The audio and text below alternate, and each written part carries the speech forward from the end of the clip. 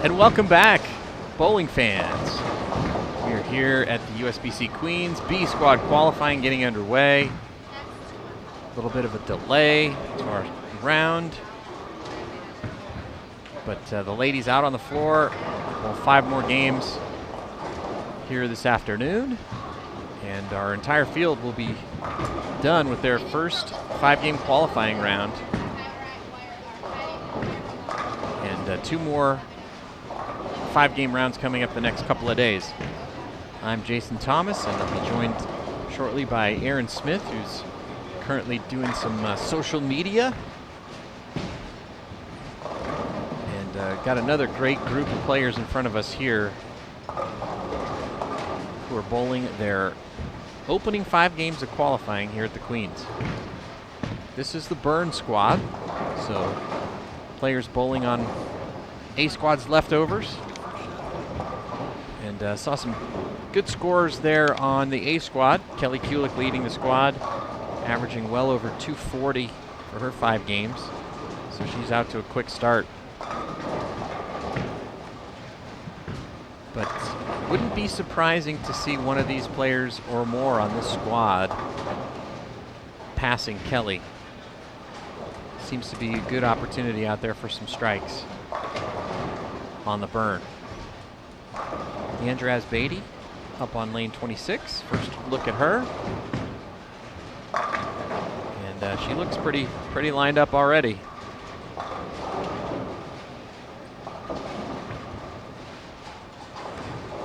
And this is right in her wheelhouse.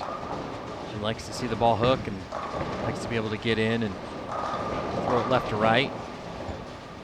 Wouldn't be surprised to see her shoot a big game out of the gate here. Rocio Restrepo on lane 28.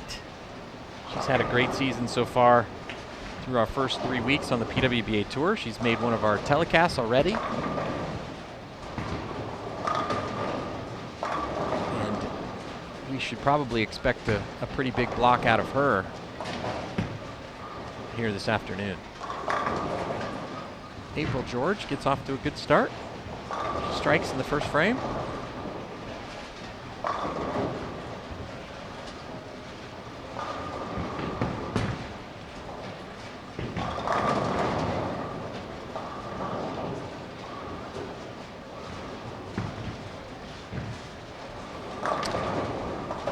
So grab your popcorn, sit back, enjoy the coverage. Some great women's bowling coming at you here from the Orleans in Las Vegas, Nevada.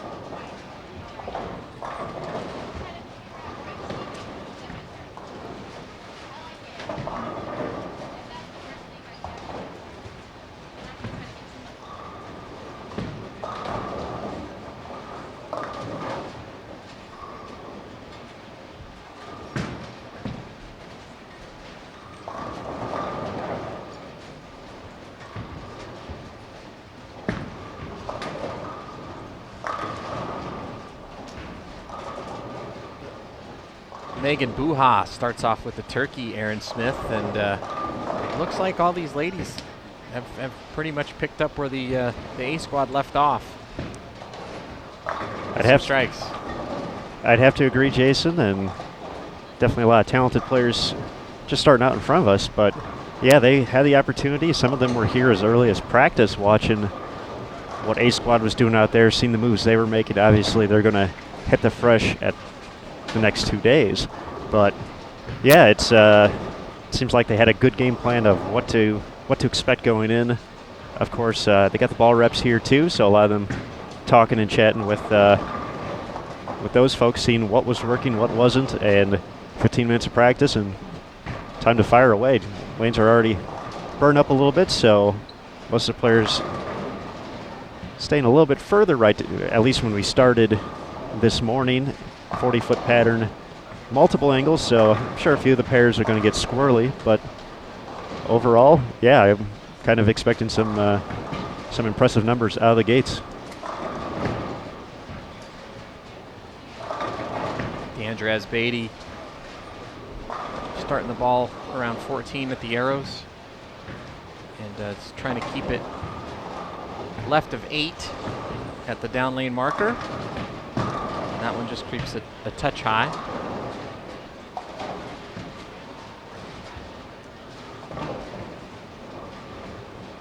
But we talked a lot this morning about how there wasn't a lot of hold out there. But now, with the players able to get a little further left because of the friction in the track, that should help them see and create a little bit of hold, because they'll be going more left to right. And when you have missed room to the right and to the left, that's when you can see some really big scores. So I hope you stretch during the break. I think you're going to be running around a little bit more with some front 7s and front 8s. That's right. And no 300 games yet in the event. We've had several 279s, but nobody yet able to pop off the first 300. In our opening block, Kelly Kulik, you may have heard of her, led the way with 12:23. So plus 223, that's a 244.6 average for 5 games. So Kelly, 266, 268, 217, 246, 226, taking care of business. Sydney Brummett in second, 1193. Lee Johnson from Malaysia in third, 1177. Natasha Roslin, Malaysia, 1171. And Jenny Wegner from Sweden, 1166, rounding out the top 5. A lot of good representation from our international players here in the early going, and certainly not surprised by any of that. No, you're right. It's a great field here this week. As you mentioned, the biggest field we've had at the Queens in 8 years. And a lot of great international talent, as we can see even in front of us.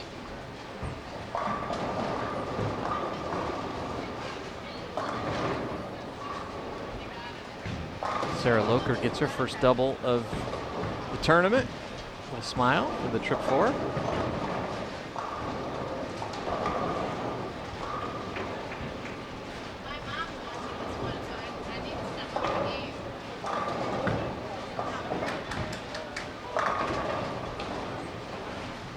Chevy Penzanella with a double in the 3rd and 4th.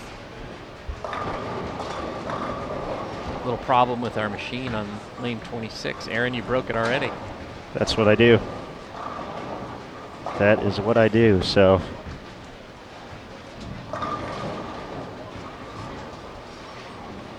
Not enough spares being shot at, apparently. It got overworked. It did. It overheated. It did.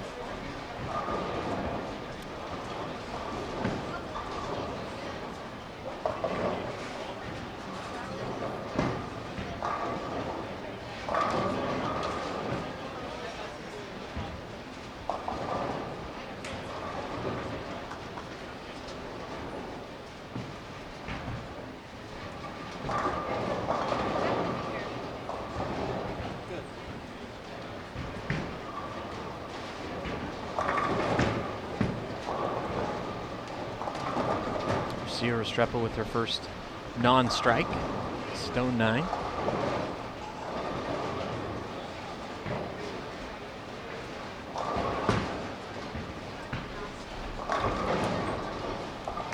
And Megan Buha with the front 4. Not hindered by the slight delay. No.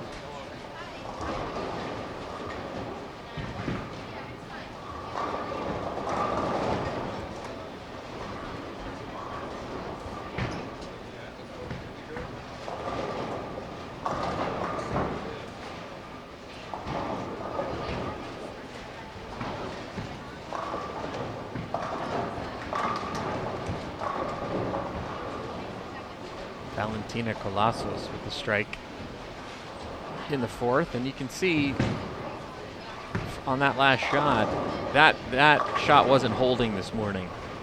And because she's going more left to right than the ladies were able to play this morning, she's able to get that ball to set up on line. And just looking up and down the bowling center, you can see that there's going to be some scores. Erin McCarthy already off to a quick start with the front 4, and she's got a couple of boards, and they both have arrows on them. Good problem to have there. Good problem. She was runner-up in this event last year. Was the number 1 seed, lost to Liz Johnson in the final, and she dominated the match play portion, averaging over 260 for her last 3 matches to cruise to the top seed.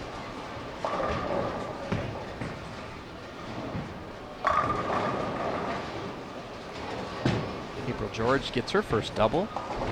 So everybody on 27 and 28 have at least one double.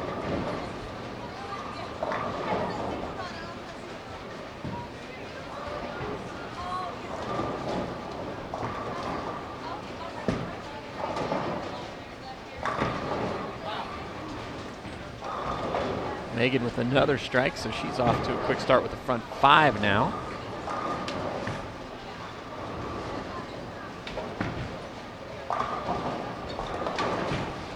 Feeling I'm gonna get a workout on this block, Aaron. I'm going to agree with you. So got to work off that nice hearty lunch though, and all those cookies from earlier. So we were just talking about the cookies, but I felt like I ate them. You're already dreaming of them. Yeah, Tiffany Morris, just gonna hook us up.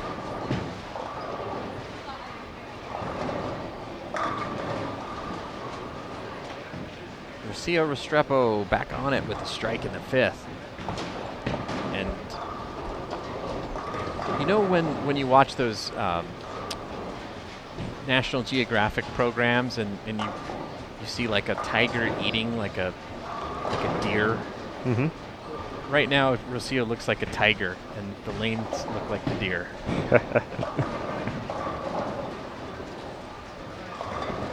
Deer just kind of lays down for the tiger once they realize it's over, you know. And yep, it's I'm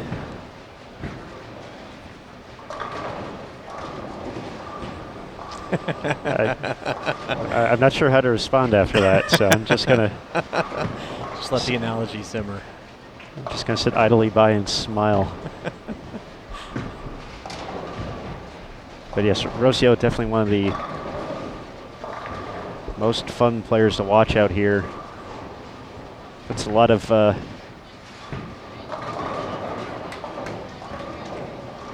not sure how to describe it, but yeah, she definitely puts a lot of emotion into each shot, and it's fun to watch, and especially when she gets striking. Well, she's a player that one thing that she's learned recently is how to grind out when things aren't going her way. But when they are going her way, she's one of the more aggressive players out here, and she attacks. And she knows when she has her moments that she needs to take advantage of it, and I think that's what we're going to be seeing this game, and I would presume throughout the whole block today. She knows this is her chance to get off to a quick start and give herself some breathing room going into the last 2 days. But the thing that she's really learned that's made her one of the top probably 5 players in the world is when things aren't going her way, how to grind it out and be patient.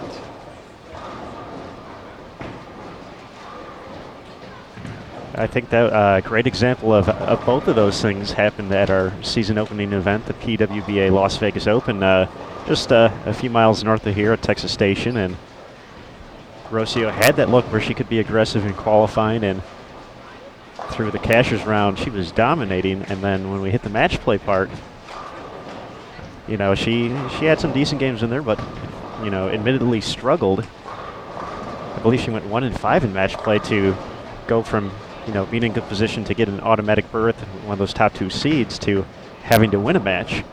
And when she had the opportunity in the match, she didn't have to shoot a big game, but she stayed ahead of her opponent, stayed clean, and took over. But I haven't been to too many PWBA events since it relaunched last year, but the 2 I've been to, Rocio's made the stepladder in both. You're her good luck charm. I guess so. And so I've gotten to see a lot of the good and a lot of strikes with her being aggressive out here. And yeah, definitely fun to watch when she gets going.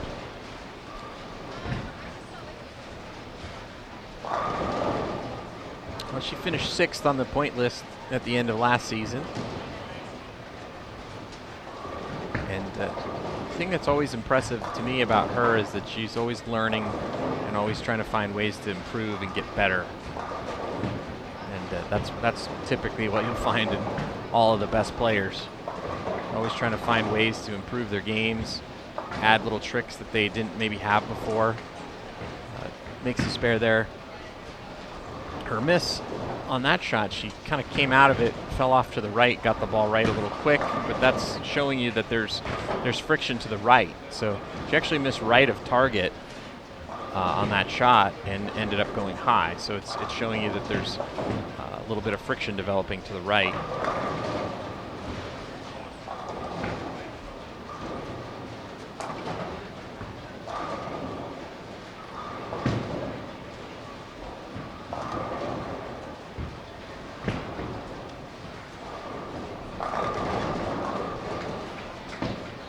Deandra Asbady strikes in the 6th. Looks like her challenge on the block will be figuring out how to carry. Not going to have any issues finding the pocket, but just needs the right combination of ball and angle to strike as much as possible. And it was one of the things we talked about in the first block with carry becoming an issue for folks. Specifically, you mentioned Ashley Galante. When she's struggling, it's mostly not being able to get the corners out or just not having hits go her way. And then all of a sudden you start pressing a little bit, trying to find a way to get that 10-pin out, that 7-pin out, whatever it may be. And so, yeah, definitely some patience necessary. And as we talked about, too, got 15 games, so grind out when you got the 192.0 look, grind that out. Don't try and force a 220 look that turns into 160. But, yeah, definitely an opportunity for a lot of these players to get out to a good start if they can find the right matchup. There's, as you said, some friction to the right, some hold starting to build up. So certainly could be bombs away here in the B squad. Yeah.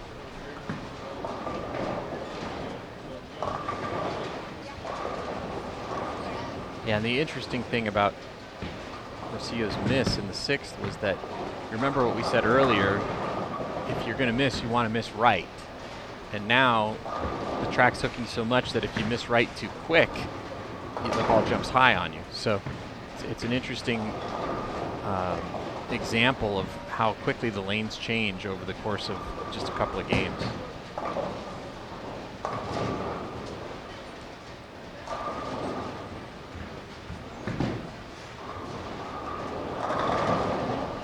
McCarthy on the front 7 is going to make me get out of my chair here pretty soon.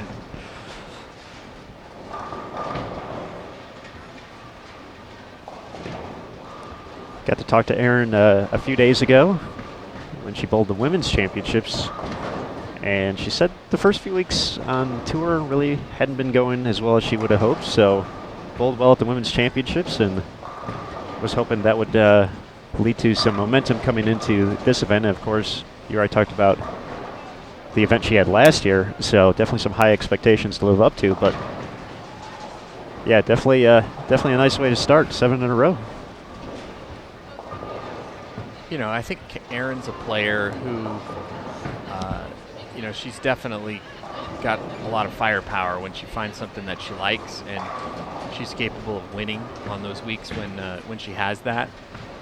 And she's got to find ways, kind of similar to Rocio, where when things aren't going her way, how to grind it out and salvage, you know, 190s and 2-0s, and kind of bide your time until the lanes come around, or you can figure something out and use that immense firepower to your advantage. But you know, she's definitely, when she can do what she likes to do, which is something we're seeing early on here, she's a factor to win. Don't think she got the 10 out on that one. Finally missed, so she will not be the one who will throw our first 300 game here this game. But I feel that, and I think comparing Rocio and Erin, both on the lanes, but also I feel they're both right on the fringe of making the leap. Yeah. From going to that Kelly status, that Liz status. Right. And where before they were a threat to cash every week, some weeks tougher grind, but I feel they're both kind of just got a year under their belt now and are, you know, possibly going to end up not only in step ladders, but going to start taking home a few titles and a bunch of titles real quick here. Yeah, you're right. No, you're definitely right. They're definitely in that group that are nipping at the heels of the Kellys and the. Just got a report that there's a front nine, so I'll be right back, Aaron. All right.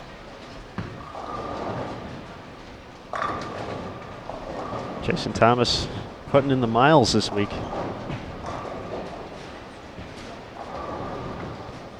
I believe the report, it was Lindsay Boomershine. This also gives us a great opportunity to let you know we have live scoring up now, so you can check that out in several places.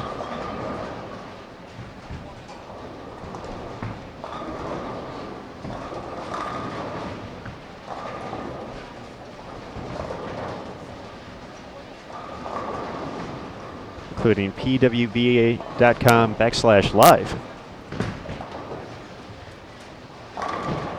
All right, Lindsay on lane, or on lanes 51 and 52.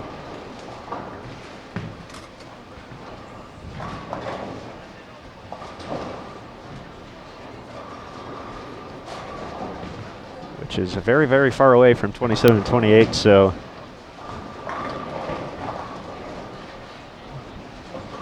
actually can't even place Lindsay from where I'm sitting, so we'll use the live scoring and Jason Thomas once he gets back to give us a report.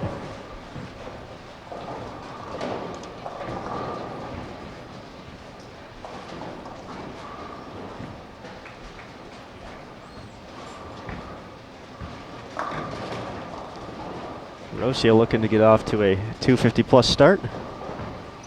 He's 2 strikes away in the 10th from doing so. April George bounced back nicely after a few 7 counts.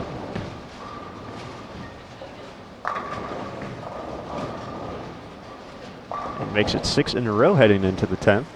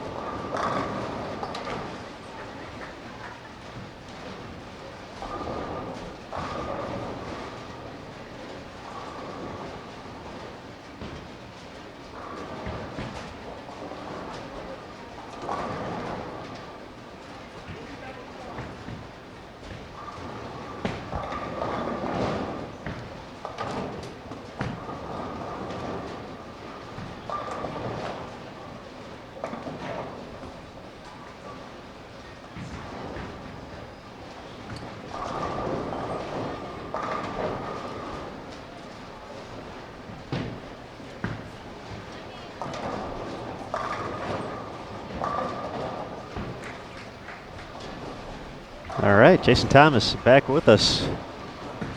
What's the report, sir? I'm 1 for 1. 1 for On the 1, block. all right. Lindsay Boomershine, front 10, flat 10.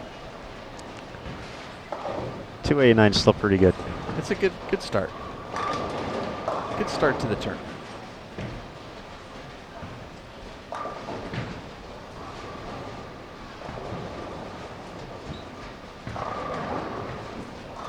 I think she's going to have a few players not too far behind her, though. Looking at what we can see around here. First sign of trouble for Megan Bouja. Rick Church. In frame number 9, she was 6 out of 8 to start. Still a shot to get into the 260s. Just going to drop her down a little bit. Takes the 3.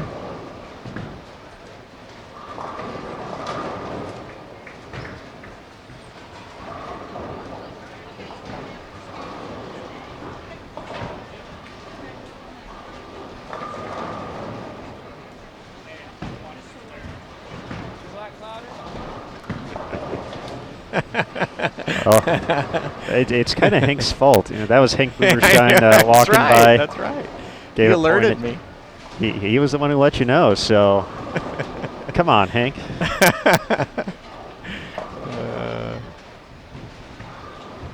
Well, he wanted his wife to get the recognition and the attention. Of course. Then, he ended up being the one to cause her demise.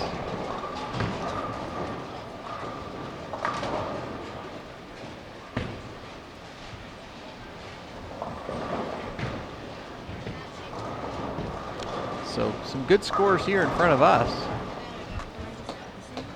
There's the first double for Valentina. Still get to 218. April George has a big game going after a shaky start. She can shoot 254 with 2 more strikes. Almost left an 8 pin there, and that was. It seemed like we saw a lot of those at the Senior Queens. Yeah, Robin early Romeo in the left week. 2 in the title match. Still able to win.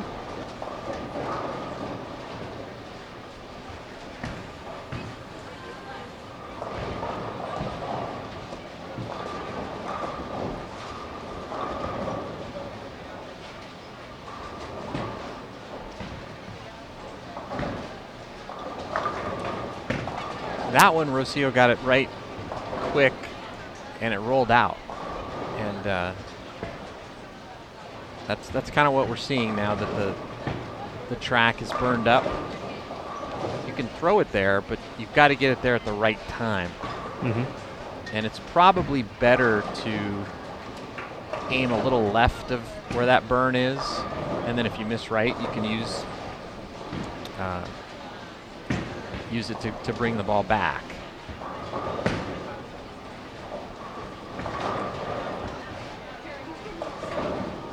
But Rocio's definitely in the right part of the lane. With a spare and a strike, she'll shoot 238, and she'll be off and running. Erin McCarthy, we mentioned her with the front 7. She can shoot 279 with 2 more strikes. So kind of picking up right where she left off last year.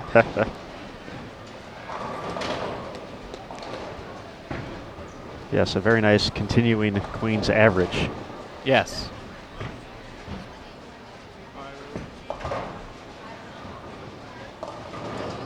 And Alexa Wasman can shoot 2. Probably will shoot 201 with the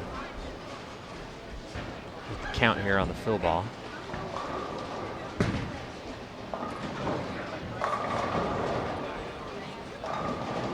Megan Buha with 222, which may be, it's a good score, but maybe a little disappointing considering she had the front 5.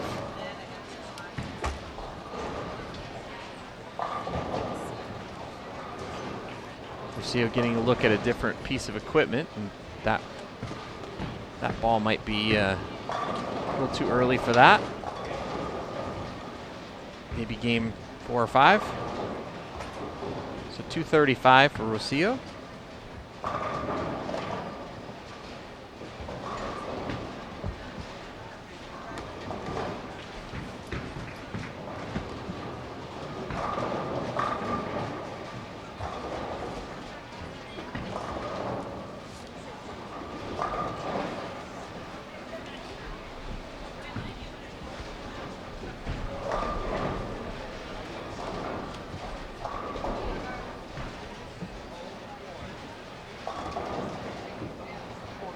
See if Deandra can catch her first double. Been through a few different balls, and looks like that one gave her a little bit better reaction through the pins. Crowd is filing in, Aaron Smith. It's an exciting day. It's Queens Day. That's right. Who wouldn't want to be here and check out these amazing athletes doing what they do best?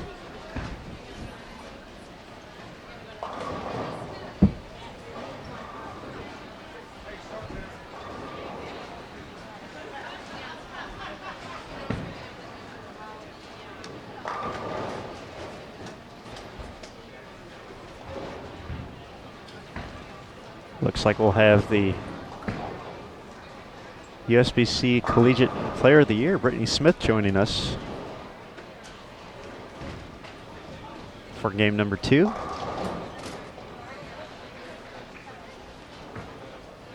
Yeah, she's impressive. She shot 300 in this tournament last year, and if you've never seen her bowl, you're in for a treat. What he said.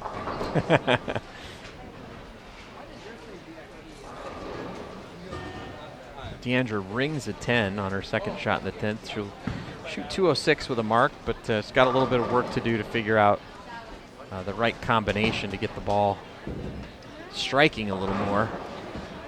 She didn't have any trouble finding the pocket that game, but only one double. But nothing to panic about. No, not at all. Clean game. She's a past champion here, knows the grind of the qualifying, and will work her way into that top 64. And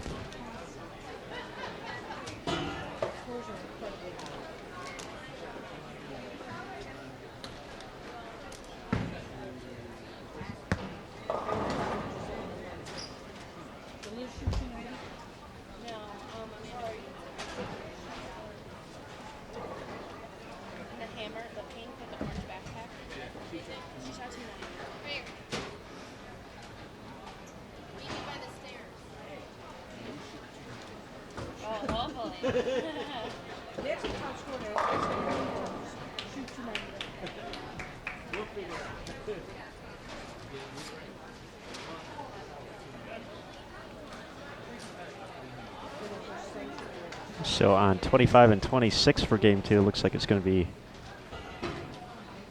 Tina Becky, Stephanie Adams, Brittany Smith, and Liz Culkin.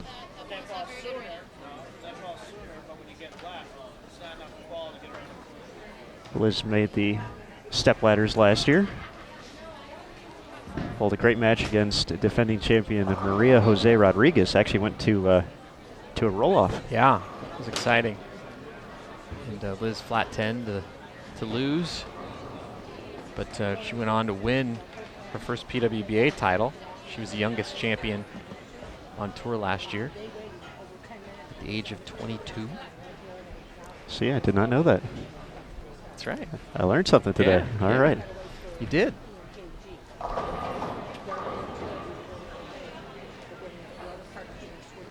Over on 27 and 28, we're going to have Darlene Span, Daria Pajic. I think it's Payuk. Payuk? Yeah, she. I mean, you're gonna be impressed if you've never seen her throw it before. That is very true. We've had a few opportunities to see her in the past few months, and yes. I mean, when she throws it, it's probably a good idea to duck. Oh, there's probably a reason she has 259 up there for game 1 too. So, yeah, she doesn't mind scooting left. No. So, definitely will be a treat to watch. Also on the pair, Tara Quinlan and Katie Garcia. We got to see Katie yesterday on Bowl TV over at the Women's Championships during her doubles and singles set. Actually moved into a tie for 3rd place in the doubles division with Shannon Sellens. So, sorry, I got some good bowling here in Las Vegas. Already started, so we'll see if she can keep it going. Katie attacking the lanes from the left side, so we get to see how that's looking after a few games. Shannon Pluhowski hit that pair in game 4 of our A squad qualifying. Ended up shooting 260, 270. Yeah, yeah. So we know there was something there.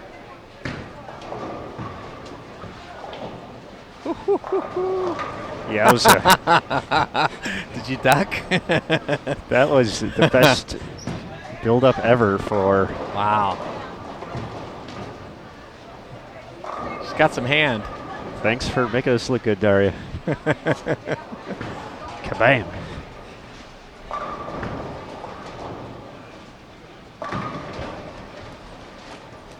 Darlene also left-handed.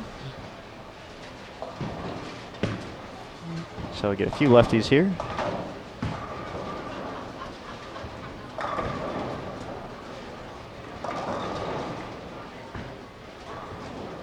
Katie's got the baseball shirt going. I like it. I like the shot too. Yeah.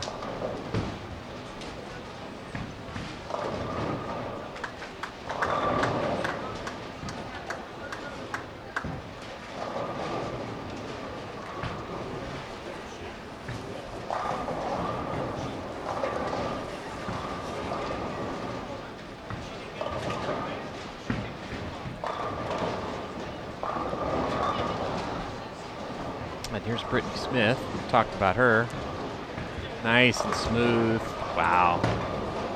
She didn't like that one very much, but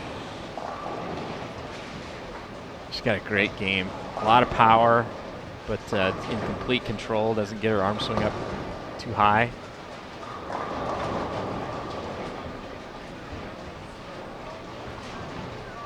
I don't recall. She still has college eligibility left. She's. I think she was a sophomore last year. I think she was a sophomore. Yeah. So, yeah, player of the year, sophomore year. Yeah, look out. There's a lot of great talent in college, though. Stephanie Schwartz, she's very impressive. She's here this week. A lot of outgoing seniors that won't be there next year, but got a lot of young underclassmen coming up that oh, definitely for some great competition in the collegiate ranks, and then hopefully future PWBA stars. Yeah, definitely one of the exciting features is that there's I don't want to call it a minor league, but it is kind of, the kids have to wait for their eligibility or when they're ready to move on from their eligibility to join the PWBA. But yeah, it's definitely some exciting rookie classes coming up in the next few years with the talent level out there right now. Liz Culkin was one of those players at the University of Nebraska, superstar at Nebraska. Yeah. 2-time national champion, player of the year in her senior year. Stepped right out and became one of the top players on the PWBA. Daria Paiute destroys another rack.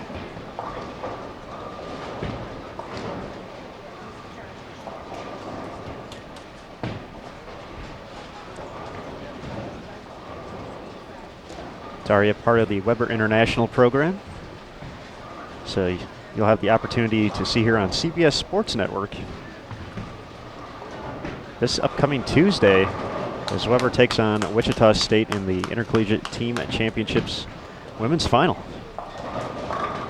interesting, Aaron, on that show, they talked a little bit about Daria was wearing a hand device, wrist brace, and they said it was to cut down her rev rate, right? And didn't look like much was being cut down on that show. Yeah. But she's not wearing it right now. So we're getting so she's got full license to crank it up as hard as she wants right now. The restrictor plate is off. Yes, it is.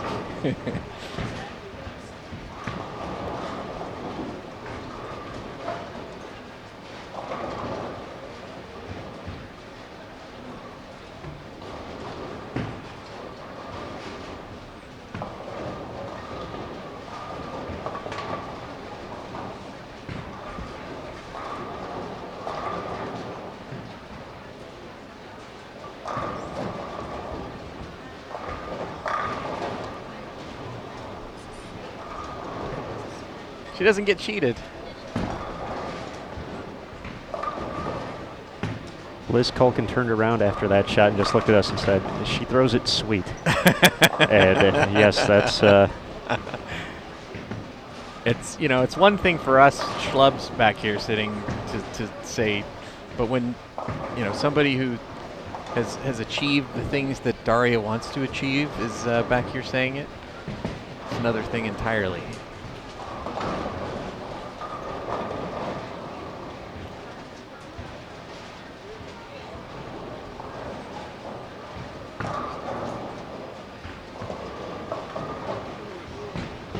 In sports in general, there are certain measures that can tell you how much potential an athlete has in their given sport. I mean, like in basketball, it's how high you can jump, how tall you are.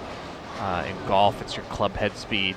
Some people can just generate naturally high club head speed. In bowling, it's rev rate. And I know a lot of kind of old school fans and bowlers don't like to equate rev rate to success, but when you're talking about potential, coaches would prefer working with somebody that has a higher rev rate, because they're if you can just get them to understand how to play the lanes and how to repeat just a little bit, the potential is just so much higher. And so someone like Daria, I know she's got some work to do when it comes to lane play and managing herself, over the course of a long tournament, and managing her emotions and things like that. But as far as talent is concerned, there's about as much upside as you'd ever want. Upside, love the word. It's definitely a huge potential there for a very, very special career in the sport.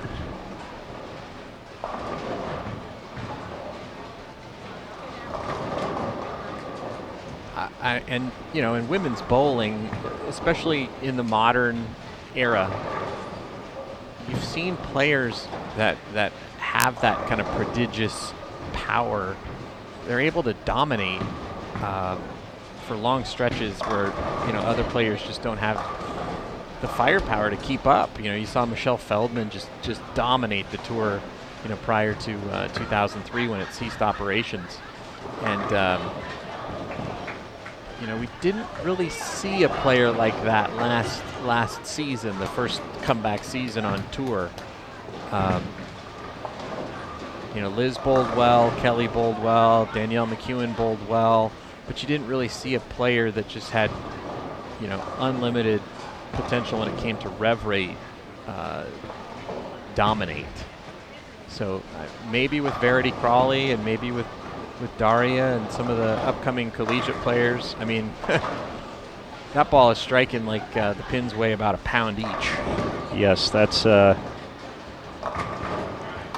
I've tried not to say wow too often, but yeah. Yeah, that 10-pin just got kicked and just kind of floated in the air as it made its way to the ground.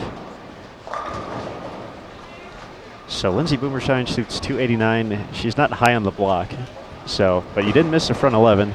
Amanda Green is sparing the first off the sheet, 290. Wow. So Lindsay Boomershine at 289, as we mentioned earlier. Erin McCarthy, 268. We talked about her a little bit too.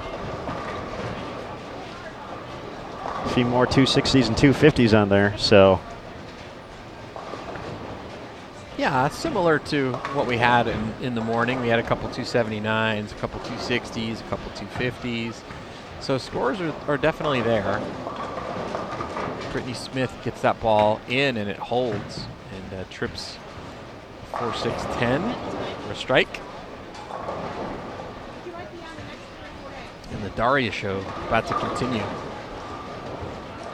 on lane 27.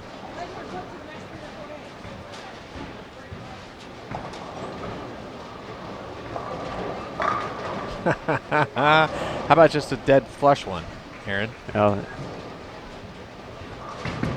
It's not as exciting, I guess, but it does get the job done, though. Yeah, you can't throw a messenger every time.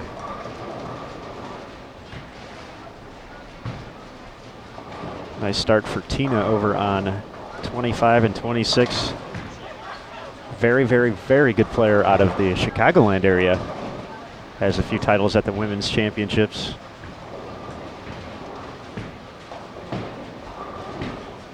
Part of a group that essentially is in contention every year and not necessarily made up of players who have spent time on the PWBA or have come back but still bowl some of the major events. So Eagles Edge Pro Shop, the name of the team. Joey Biondo part of that group as well. So they'll actually be hitting the lanes during our TV show day for their team events. So although Tina did say she hopes she has time to run a bowl team event after she's on the show. Of so course, yeah. She keeps throwing shots what like time's that. the squad start? 7 p.m. So just she better lose that first match if she wants to make it. I'm sure she would trade a Queen's tiara for an eagle, or not an eagle, but what do you call the trophies in the women's championships? They've had so many names over the year. Well, I got time. I just call them trophy. Yeah, this is we gotta get on this. Yes. Currently, it's back in the day. It was a simpler time back in the day. A simpler time. We had the classic division for classic times and Division 1, Division 2. Now we've moved up to gemstones. Gemstones. So Diamond, the one they're bowling for, and already have a few of those in their collection.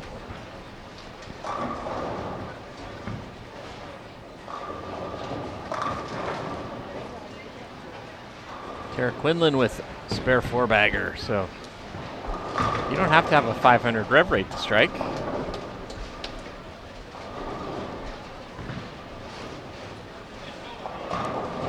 Tara, another player whose name I've seen around a lot, but really haven't had the opportunity to watch bowls, so definitely impressive to start.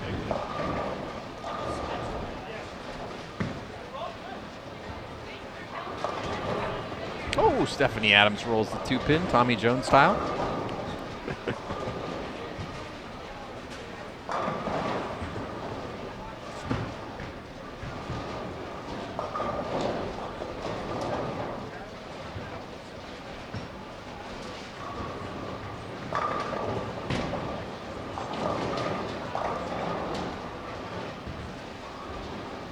Daria with her first miss. She almost rolled it. She almost rolled. See, the last one was so splitting the 8-9-ish that she decided she wanted to do something different. And yeah. Roll it too, and she's bored. 5:59 after 2 is just too much. Yeah. So she said that's got to miss on purpose here.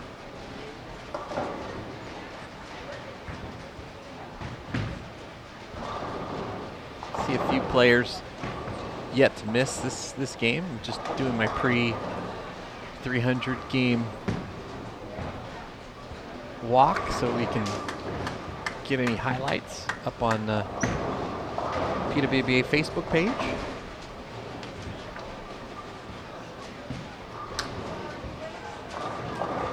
Players, if you bowl a 300 game in this event, you get a special USBC Queens 300 ring. And if you're a PWBA member and you bowl a 300, you get that. Plus, if you haven't earned it already, the PWBA 300 ring, which is a new benefit for members this year on the PWBA Tour. So 2 for 1 on the rings if you shoot one here.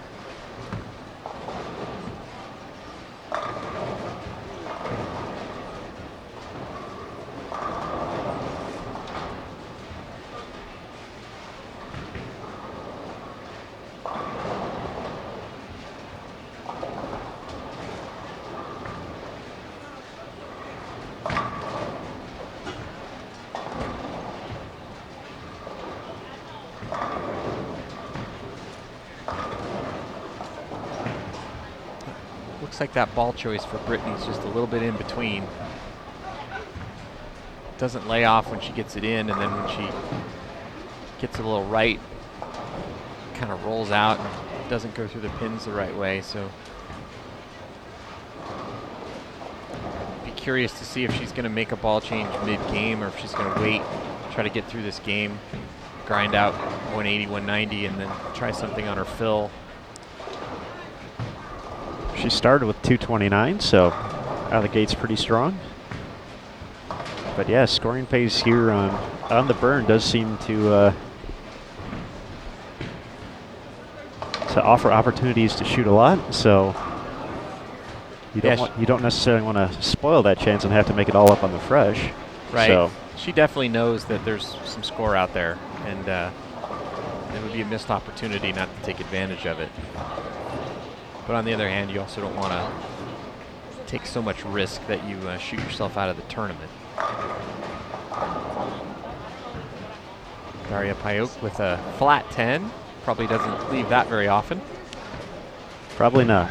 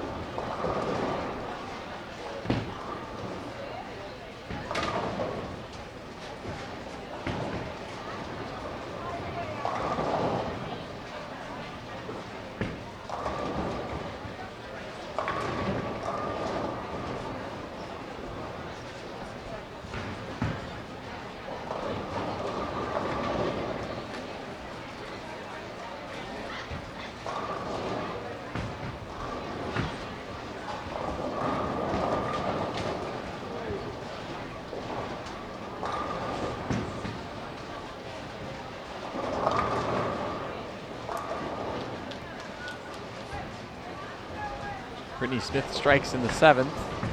She might be deciding maybe just to try to make a slight hand adjustment. That's one way to get a little bit of a different look with the ball that you're hitting the pocket with already without making too risky of an adjustment.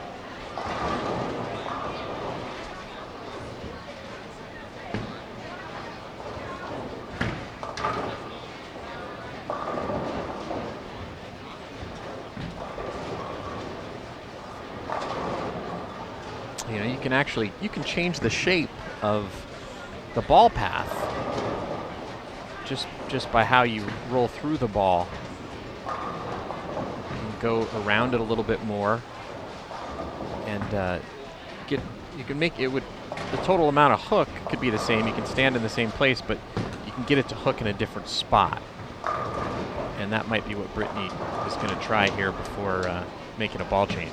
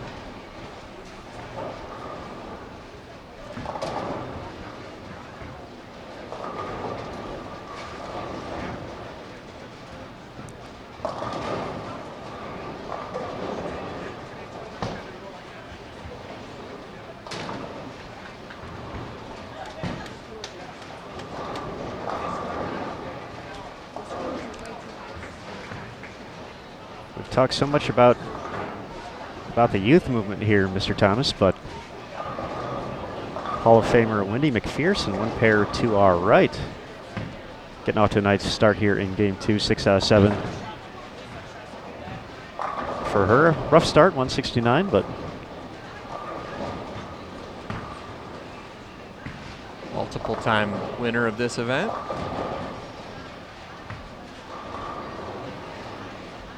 so she's actually on lane 29, so you'll see her in just a moment. Yep. Done that a few times. Uh-oh, front 8. Who's that? Dana Buxton. Ah. Oh, After a 257 start. nice. It's huge. Well, I'm going to have to go break that up.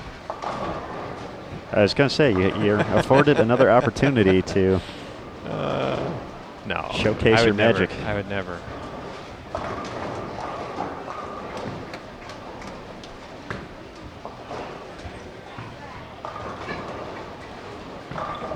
All right, well, I'm going to go do the walk. All right, Jason I'll Thomas. let you take this game game number 2 home. All right, thanks, JT. Taking care of business here on Extra Frame. We're in game 2 out of 5 for B Squad qualifying. This is their opening block. We had A Squad earlier in the day. We'll be back tomorrow at 11 a.m. Eastern, 8 local time here in Las Vegas at the Orleans Bowling Center, located inside the Orleans Hotel and Casino.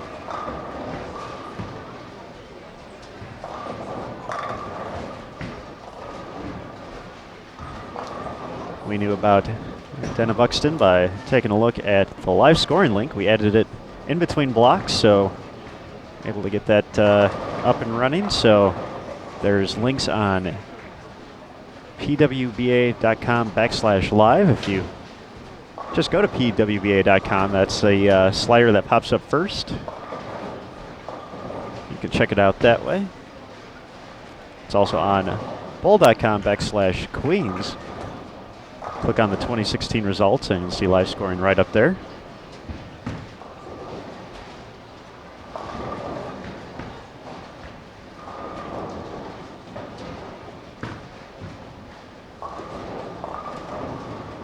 Daria Payuk, 3 spares in a row after 5 to start. Gets back on track in the 9th.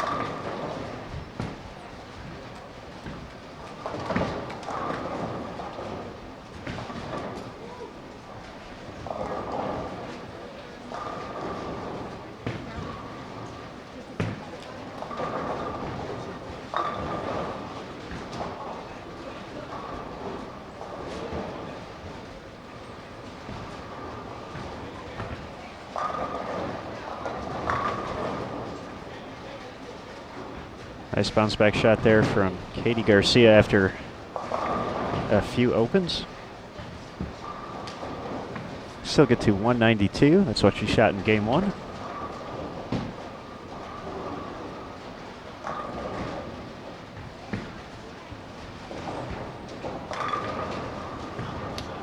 Nice shot from Stephanie Adams to set up the 10th.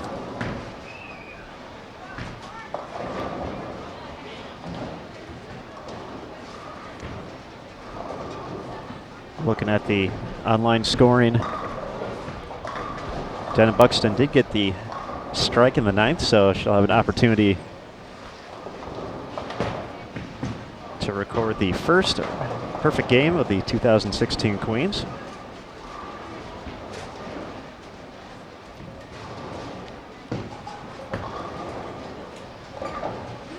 just a few moments.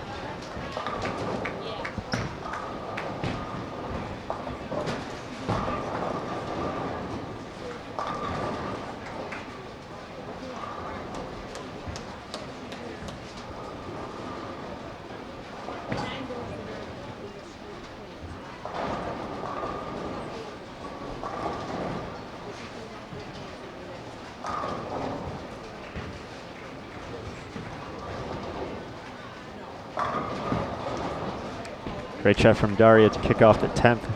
Still gets 257 to go along with her 259 in game 1.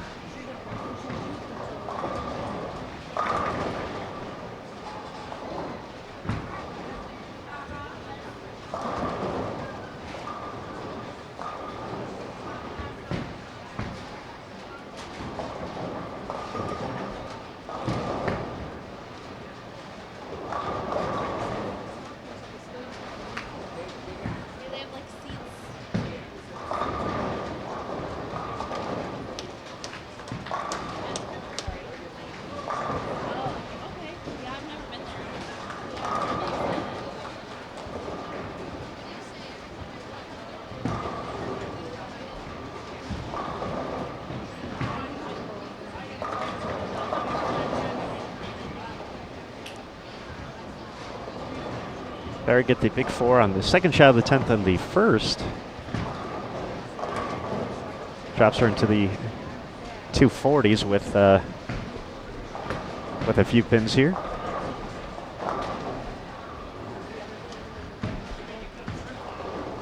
Tough game for Darlene Spann, finishes at 159.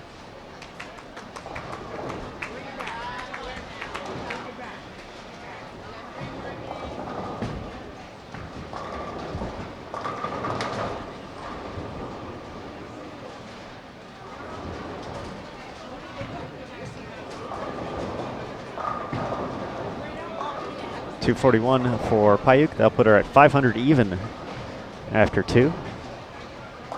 Tara Quinlan can still get into the 260s here. Impressive game from her.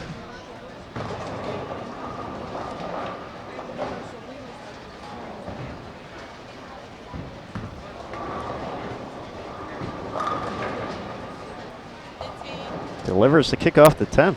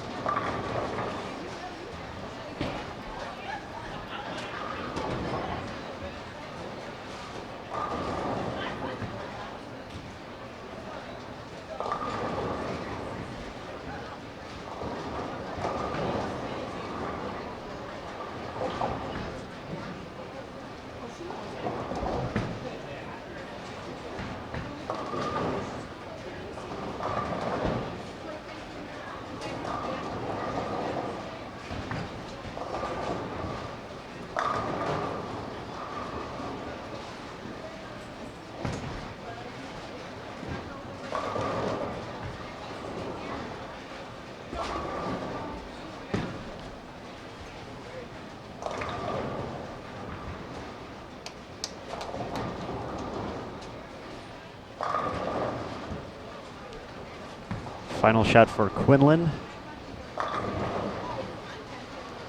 Leaves the 10, but 268. Big number in game 2.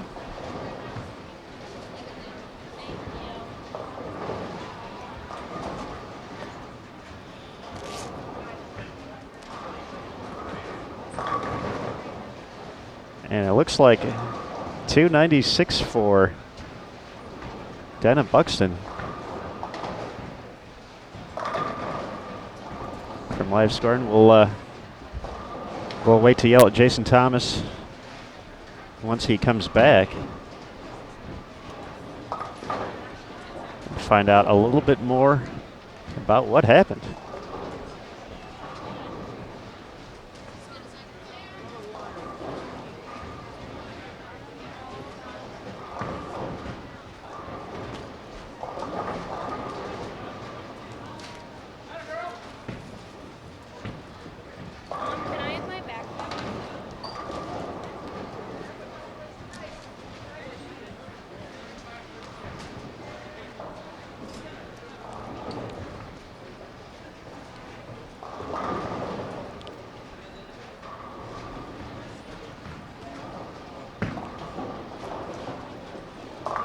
Thanks to the power of live scoring, I already know what you did.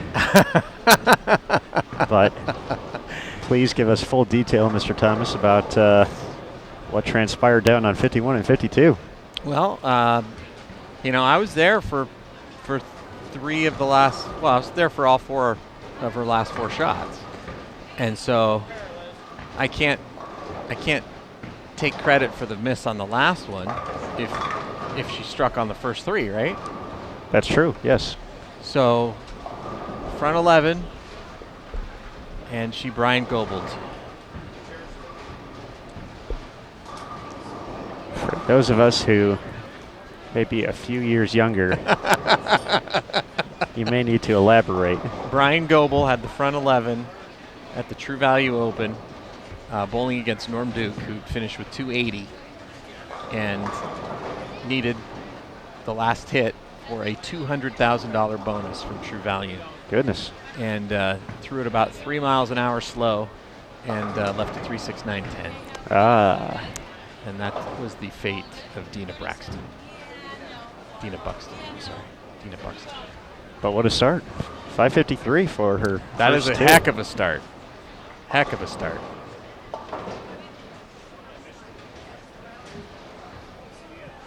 Makes Daria's 500 at the turn look puny. Pedestrian. Yes.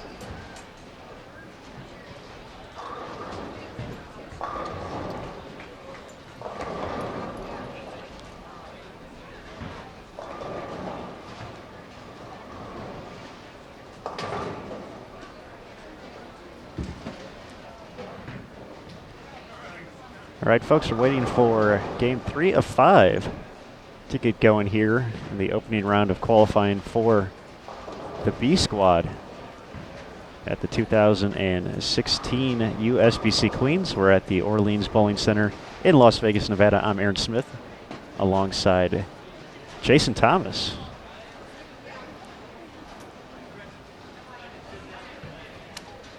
All bowlers competing this week, and we have more than 250 of them. We'll bowl 15 games of qualifying over the course of 3 days, so 5 games a day. Each competitor will bowl on the fresh 40-foot pattern twice, and we'll get the burn squad once.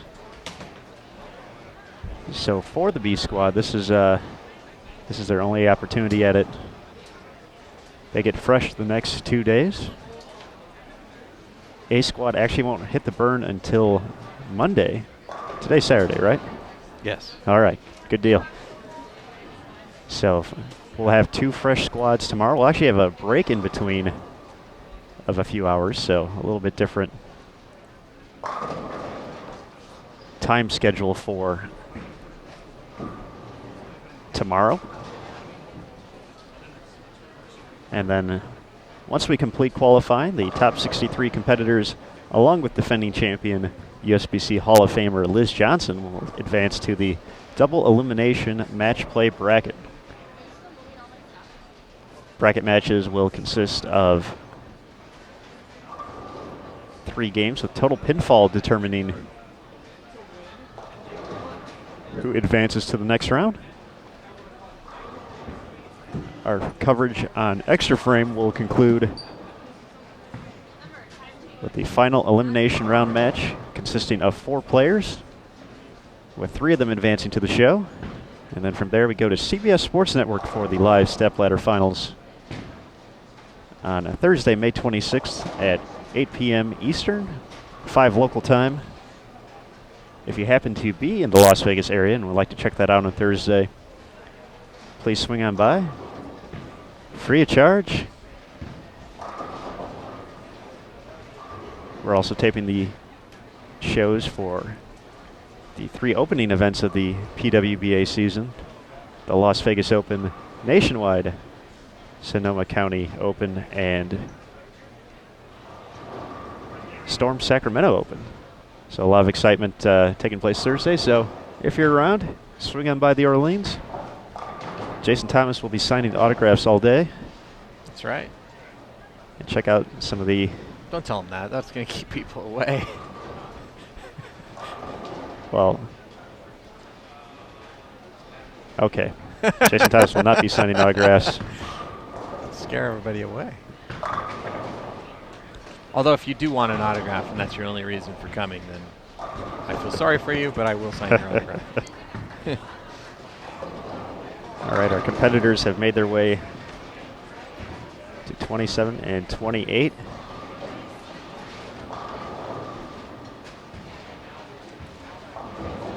So we'll get our first looks at Robin Renslow and Sandra Anderson. I've seen Sandra on television a few times before with some of the World Bowling Finals. That's right. If you've never seen Robin Renslow before, also a very impressive game. Just, I believe, finished up her collegiate career at Vanderbilt. Yeah, she made the intercollegiate singles telecast last year. Finished in the 3rd, 4th spots in the bracket.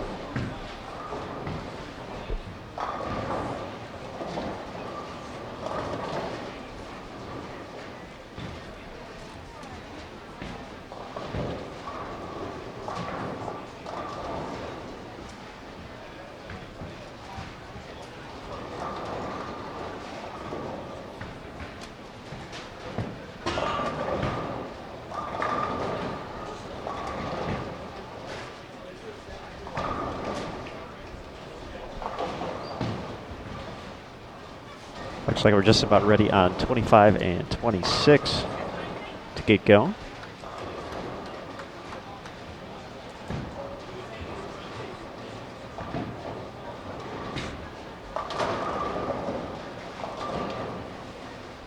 Also joining on 27 and 28, we have Kayla Stram and Bernice Lim.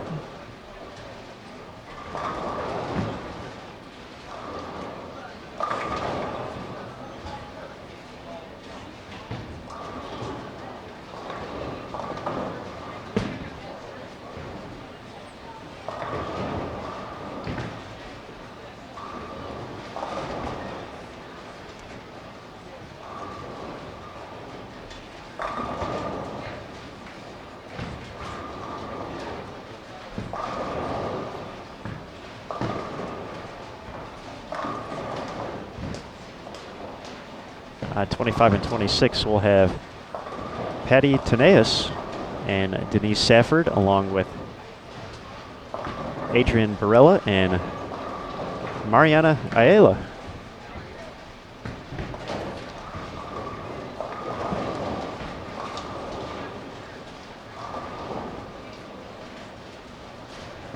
Mariana and Adrian off to pretty good starts, it looks like. 465 and 462 up there.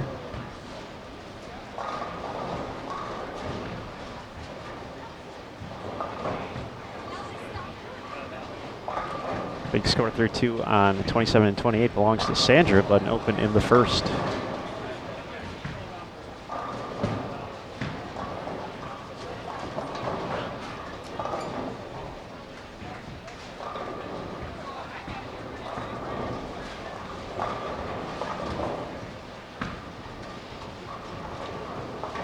Danielle McCune, a few pairs to our left, over on 21 and 22.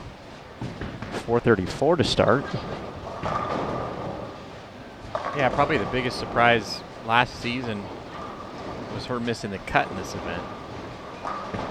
That was a shocker. She She's still cashed, but just missed the top 64 by a few pins. She kind of turned it around after that, though, so. Slightly. Yeah. Slightly. She did, took her the whole season to get a win, but she picked a good one to win, and she was, top 3 in every category on tour last year.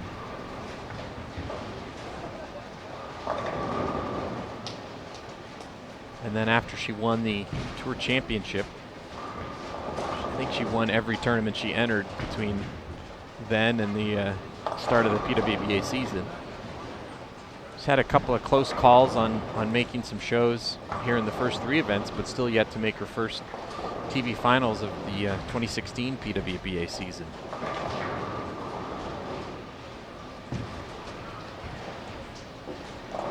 Did she make match play in Sacramento? I know she did in the first 2 events. Yeah, she did, and she missed the group stepladder.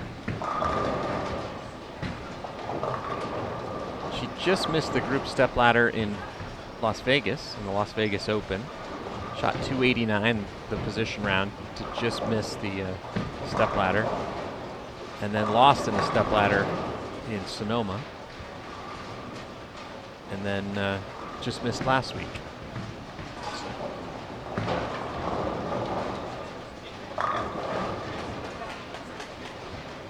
Nice shot there from Kayla. 3 in a row to start.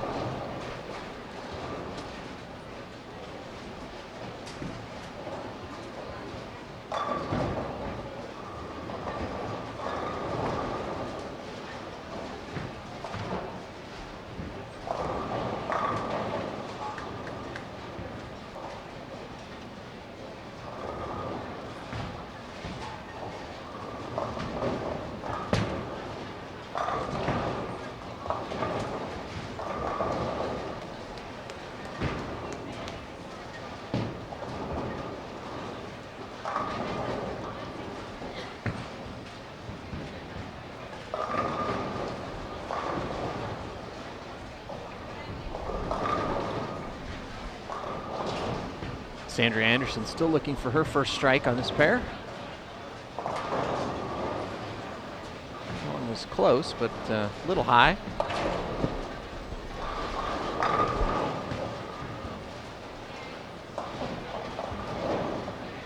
It's quite a design on her jersey there.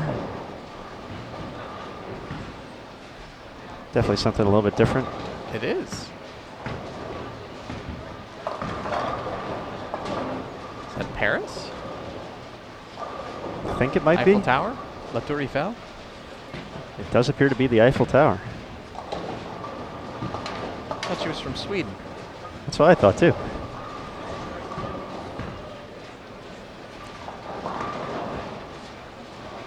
Ah, I see. It's like 7 Wonders of the World. It's not the Eiffel Tower. It's she has her hand over it, so I can't see exactly what famous structure it is. I guess it could be the Eiffel Tower, but Eiffel Tower has that observation deck at the top. It doesn't look like the structure on her jersey has that. So it must be some other famous tower.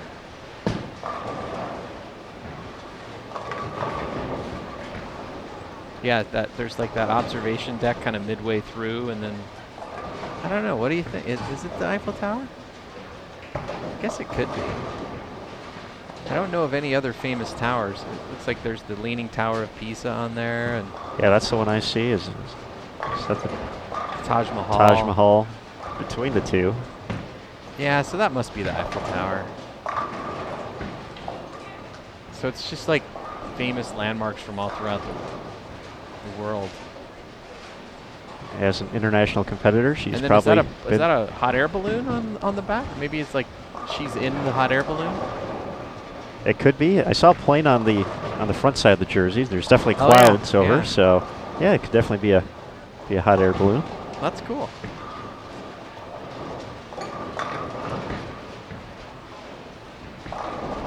Jersey designs are fun. Yes, they are. There's some stuff on some jerseys that are kind of hidden on some players' jerseys that I know the PBA folks did a story on that a while back. What the jerseys mean, and it's pretty cool. Anyway, I think we need ones for live streaming purposes. So Matt always wanted to go with just the suit jersey. So since we're usually suited up anyway for the Open and Women's Championships, that's a good idea. And just don't have to put on a tie, don't have to iron a shirt. It's just ready to go. George Lambert did that on tour. He had a tuxedo jersey, which I always enjoy.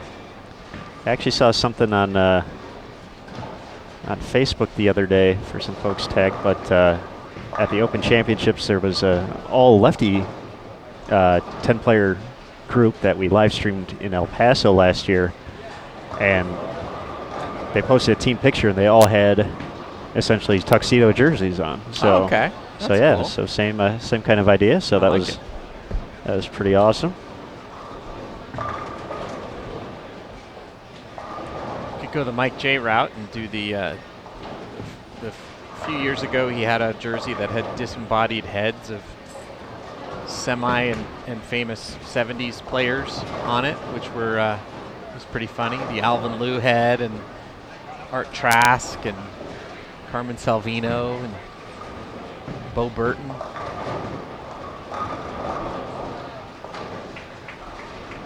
Definitely a lot of endless possibilities. Uh-huh.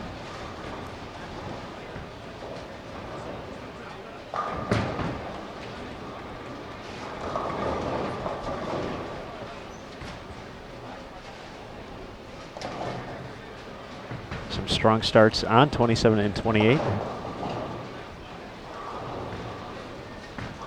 Robin Renslow looking for her third consecutive strike. Kayla Stram, 4 out of 5. Yeah, Robin hasn't missed the pocket yet. She left a flat 10 in the second.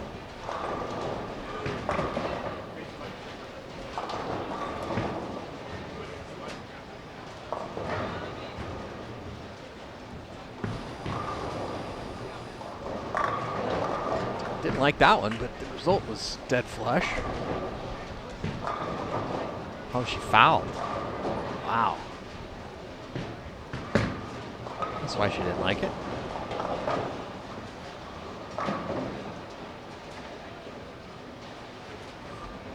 Mark at 0.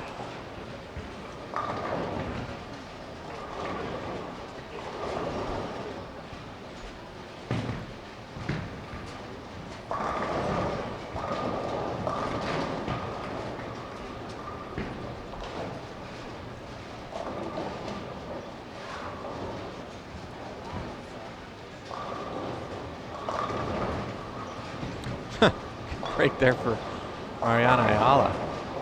It's Brooklyn, leaves a 6-spin. Messenger comes back across and knocks it out. Costly frame there for Robin Renslow.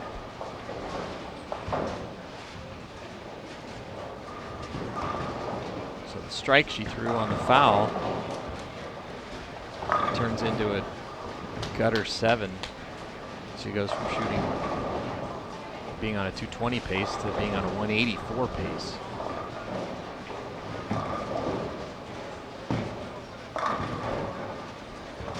Kayla Stram sends 10 straight back, so she's got a good game going.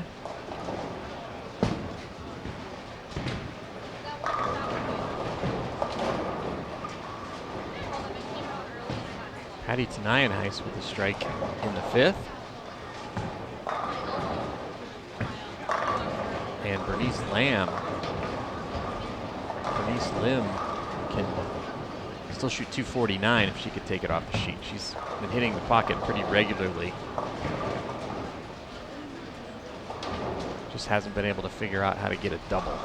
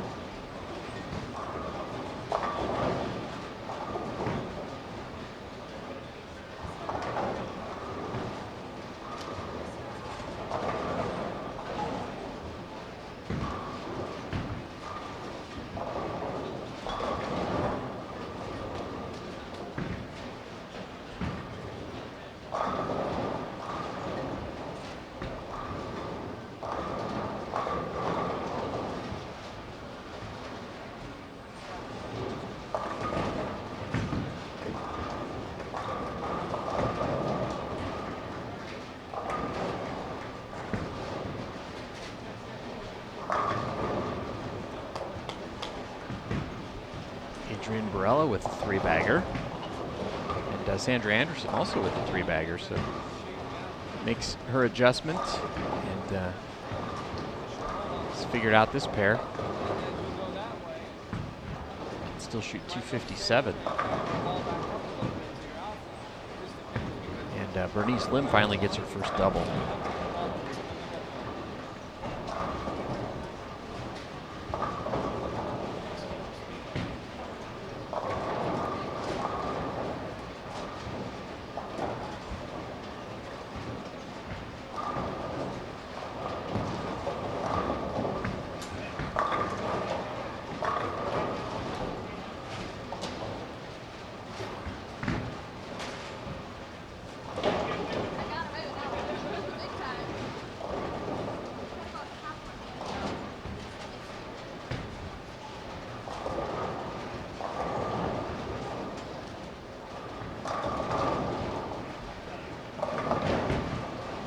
Got our 2-game update, just scores off the B squad. And Dina Buxton, after the big 296, is leading after 2 on the B squad with plus 153, a 276.5 average. Erin McCarthy in second, 262.5 average. Amanda Green at plus 115 is third on the squad. Lindsay Boomershine at plus 103 is fourth. And Daria Payok, who we saw in game 2, at an even plus 100 is fifth on the squad. Sandra Anderson, who we're watching here this game, is sixth, plus 85 for her 2 games.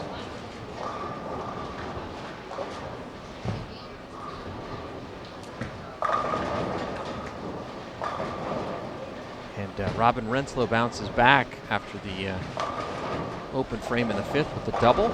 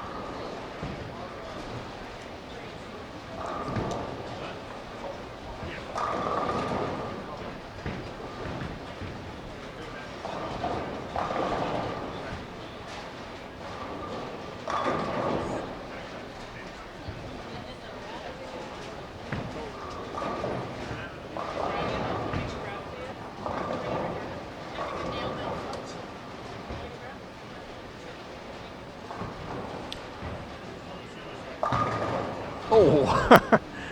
4-pin moves, but does not fall down. So Sandra Anderson will have to respot that 4-pin for her. And after the ball change, it's been nothing but strikes until that 4-pin. And she wasn't crazy about that shot off her hand. And Robin Renslow continues her bounce back after that open frame in the 5th of the turkey.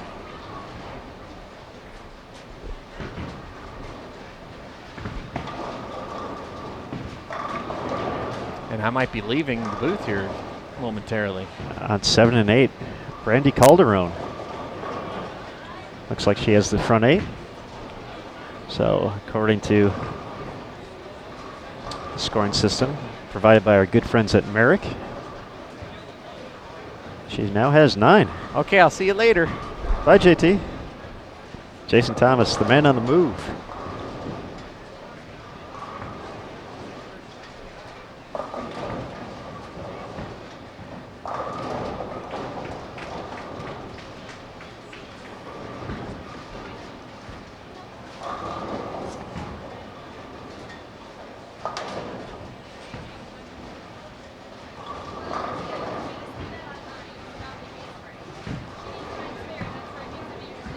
So it looks like we need to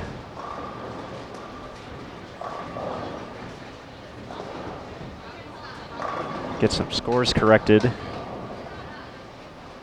on 27 and 28. Give Sandra the 9 spare.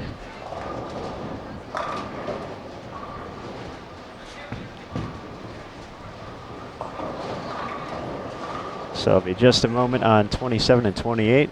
Bernice Lim, she was okay to bowl there, so not affected by that. Makes it 4 in a row.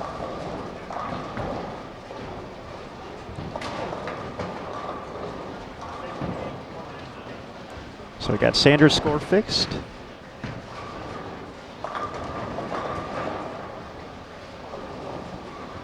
Gonna make Kayla earn the strike. She's thrown a lot of them this game, so certainly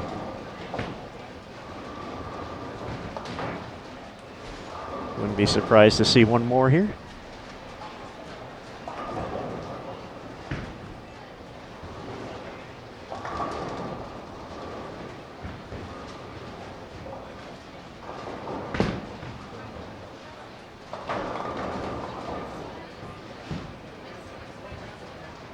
Looks like we're just getting the arrows right now.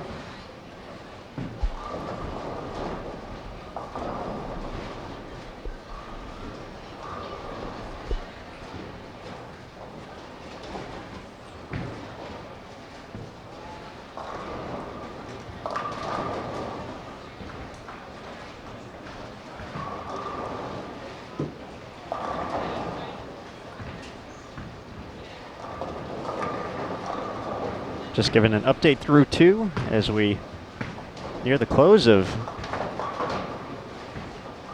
Game 3. Denham Buxton with the big 296 game, 553 after 2. So she's leading in B squad so far. Erin McCarthy at 525. Amanda Green, 515. Tanya Rumpelfer, she bowled last squad, but still bowled well, 1103. Lindsay Boomershine at 503. Daria Payuk, who we saw last game, 500 on the nose. So handful of players averaging better than 250 here in the early going.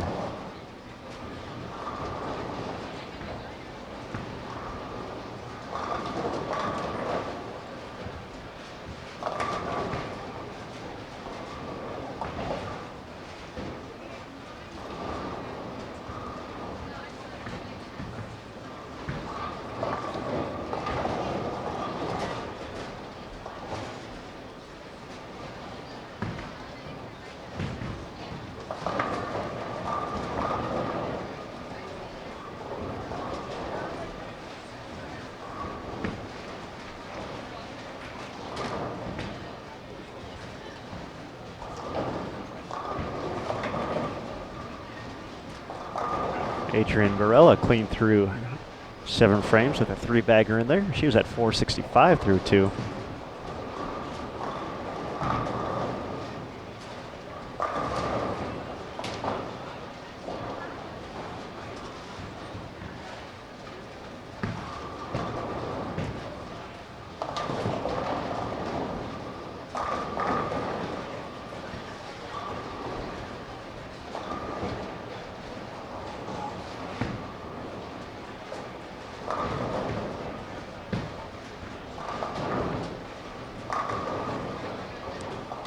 Nice shot from Denise, bouncing back after the tough break on the 4-9 in the 7th frame.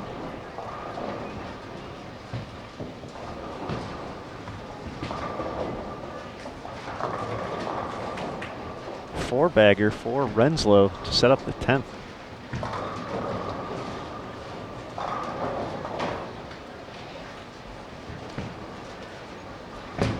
Working on lanes 7 and 8 on the live scoring.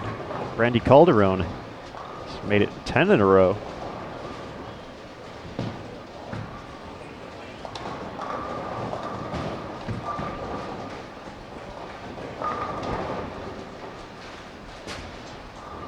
Our man with the camera, Jason Thomas, didn't make his way down there, so we'll get a report once he returns here to Bowl TV on Extra Frame. This is B Squad qualifying their opening round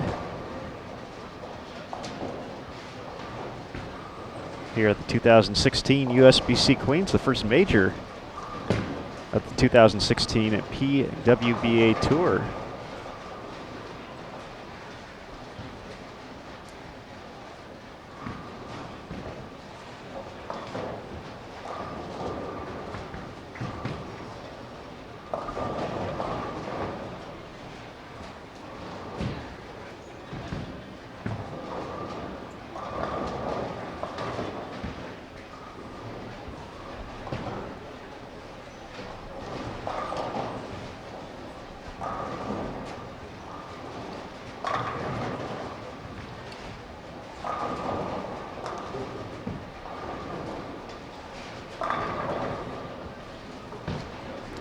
Big thanks to Terry Rohr for checking in.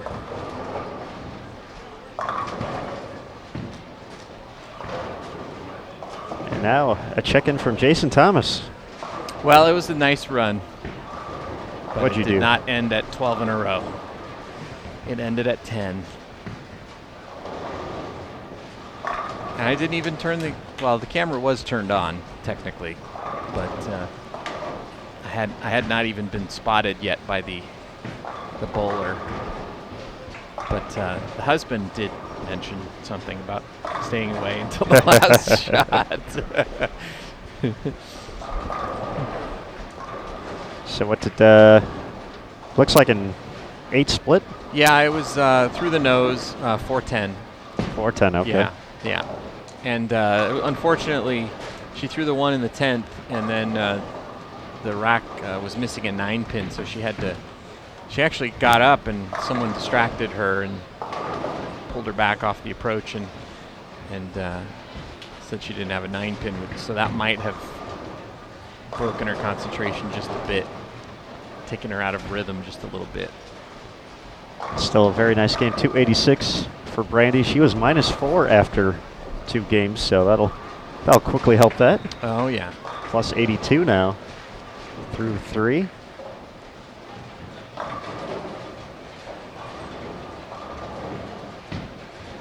.710 stood for a second for Robin Renslow. Got the 10 kicked out though. Yeah, I don't know. You weren't here when she bowled that 5th frame, but she actually struck on a foul, and then missed on the second attempt. And if she had been able to manage to stay 2 inches further back on that shot, she'd be shooting 250 this game instead of 213.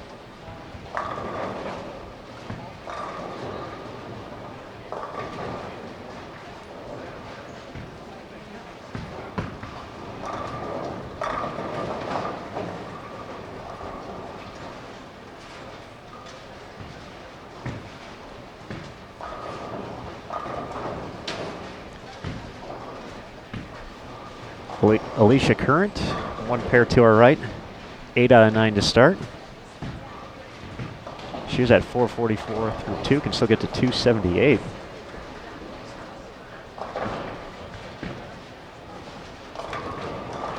Now you got the chance to chat with Alicia a little bit during the Storm Sacramento Open final. Sounded like she was pretty happy so far with the performance on tour through the first few weeks. Yeah, I think she was. think she's kind of reset her expectations a little bit. Winning that first event of the tour season last year was for her kind of a hindrance. She would find herself kind of taking too many chances, trying to win the tournament in one game, and rather than just kind of grinding it out and letting the process take care of itself. And she said this year her goal is just to take it step by step. And she's had some good weeks so far this season, just a couple of checks, and been close to making some of our match play finals. But obviously capable of winning once she gets something that she likes. And looks like she's liking it so far. I would say so. Has a chance to get to plus 120-ish already if she can strike out.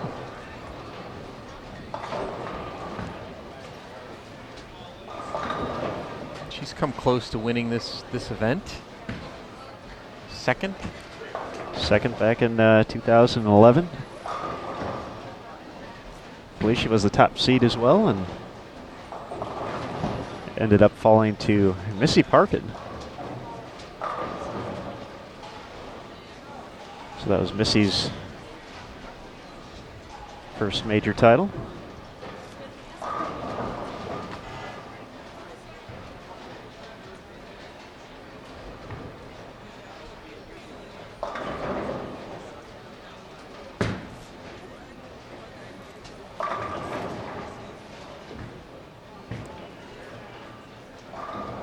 Nice shot from Patty to make it a double. Still get to 211.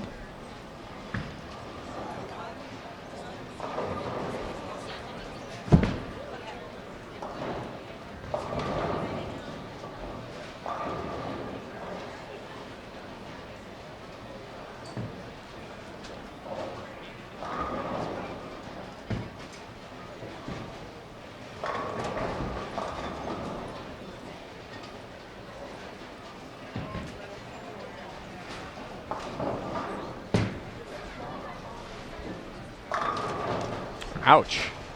That's not fun. Can still get to 200, but yeah, just been seeing those pop up here and there between what we've seen today and wire-to-wire coverage of the senior queens. A-pins like sneaking in there. They don't like to fall over. That's a lot of work. It hurts after a while. That's right.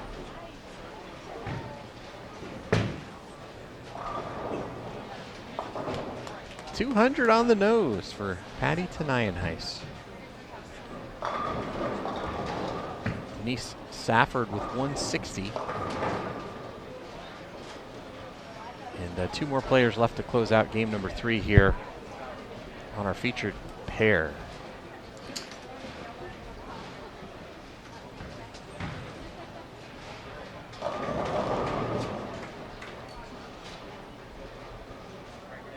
Mariana's been having a pretty solid 3 weeks on the PWBA tour. I know she's cashed a few times, made match play once. Yeah, she made match play in Sacramento last week, and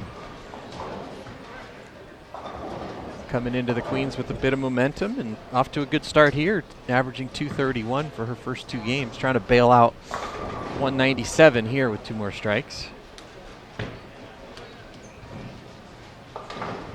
We start talking about Alicia Current, unfortunately 710 in the 10th.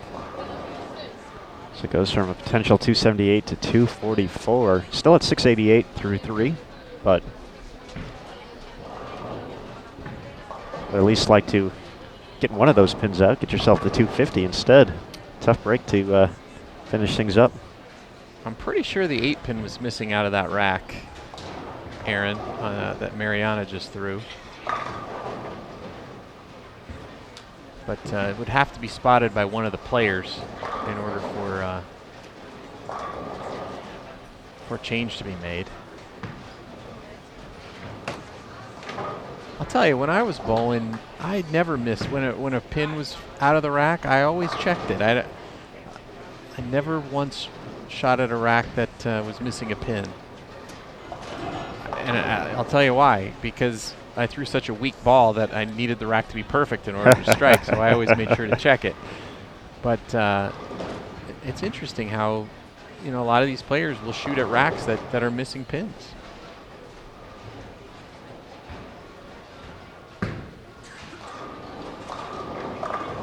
So 187 for Mariana. And we are going right into game number 4. Quick pit stop. Very quick. Joining us on 27 and 28, we have Team USA's Josie Ernest, Rebecca Whiting, Shayna Ung, and Lisa Farwell. Josie at 672, through a 3, leading the way for that foursome.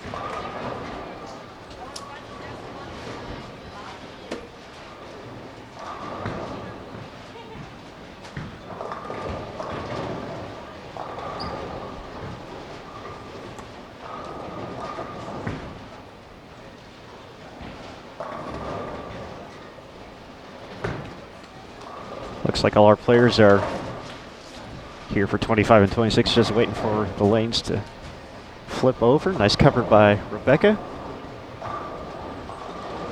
Taking care of the washout.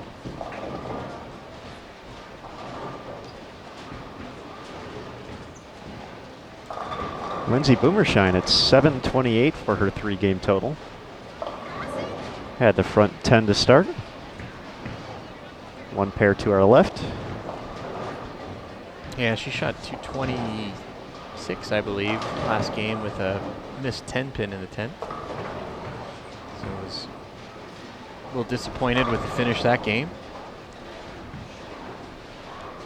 Shayna Ung going for a double here on our second featured pair. She may be the most talented of all the players from Singapore. We haven't seen her make one of the shows yet, but watch her throw it. Pretty smooth. I would say. We actually have one of her teammates one pair to the right. Hugh Fanu. Although I'm kind of... Usually when I've seen her, she has penguins on her shirt, and I can't tell if those are penguins in silhouette or there are no penguins today. Hard to say.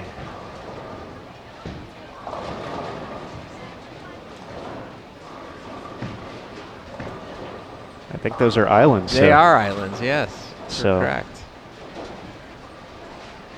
No penguins today, switching things up. She saved the penguins for the match play round. It's been working she so wants to well. be ice cold. Oh.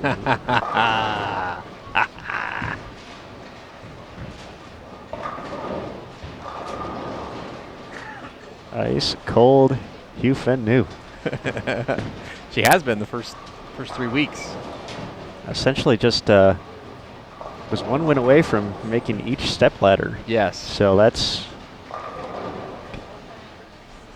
with the talent in that field, that's impressive. That's her and Champ Luhowski both making 2 of the step ladder shows. But yeah, to be that close to a 3rd one, I was at the Las Vegas Open. Had to advance through the group step ladder. Won her first match against Hall of Famer Carolyn Doran-Ballard. Shot a big 268. And just ended up losing her look against Rocio. And Rocio threw a few doubles, stayed clean. I think she won. It was only shot 2 teen, but it was enough in that instance. And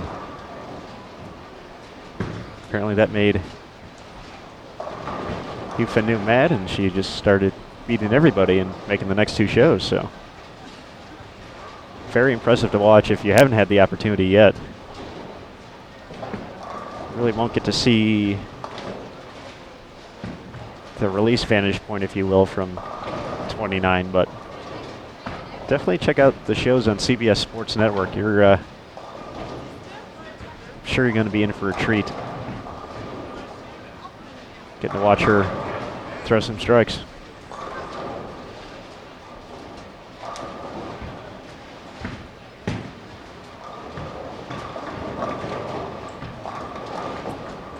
Tina Williams kicks things off with a strike on 25 and 26. She's joined by Karen Marcano, Mariana Alvarado, and Birgit Poplar. So we got some international flavor on this pair.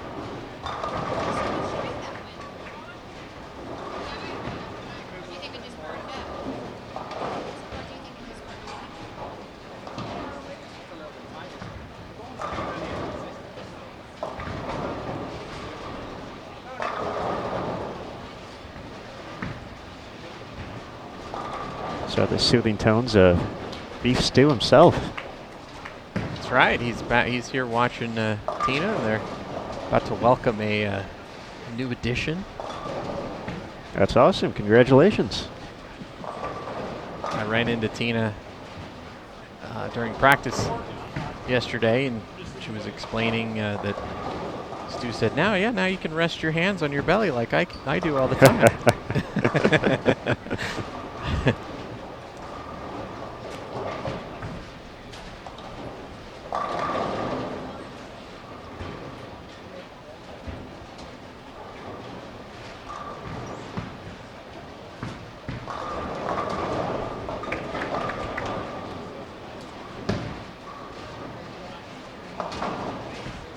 Marcano from Venezuela. She's been out to the first few stops.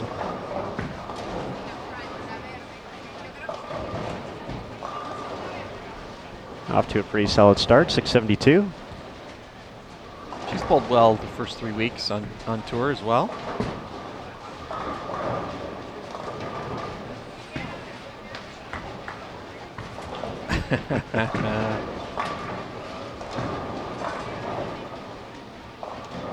Lisa Farwell breaks up the 7-10.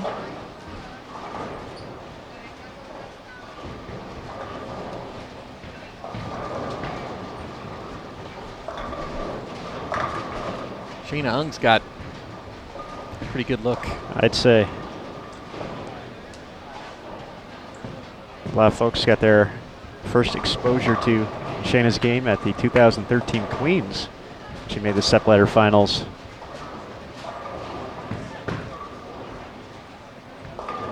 I believe she ended up losing to Leanne Holsenberg, and then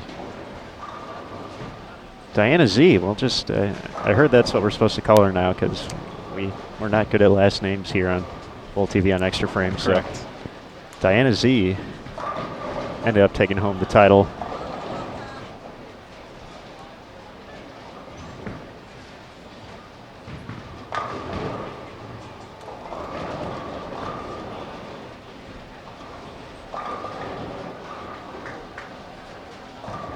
Diana also added a title in Minnesota last year, running the stepladder. Great title match against Rocio. After the players have been striking all week, it slowed down quite a bit in that final match, and Did they were pretty tight. came down to some big strikes in the 10th, and Diana was able to record the W. Yeah, that was a great finish, and she kind of lost all that entire title match and figured something out at the end and threw a big turkey to force Rocio, and Rocio wasn't able to come through, and Diana took the title. Yeah, and that was after, I think she started that, because she bowled against Kelly Kulick to open the stepladder, and she had the front 8 or 9 that game. Yeah. Shot 279. Yeah. And then had a big game against Kayla Bandy too, so just another example of you never know what what the oil is going to do to you, how it's going to transition and affect you. But battle through. Kind of similar to what we saw with the Senior Queens title match between a pair of legendary bowlers and Hall of Famers, Tish Johnson and Robin Romeo. Just 2 strikes through 8 frames for both of them. Tish had them both, and they weren't doubles. Both players were clean, and Robin stepped up in the 9th. First shot of the 10th threw a double, which forced Tish to double in the 10th. She was unable to get the first one to give Romeo her 3rd consecutive Senior Queens title. Both of them in the field this week, having the opportunity with the tournaments not being, or not running at the same time. We've had that for a few years, so getting the opportunity to bowl in both events.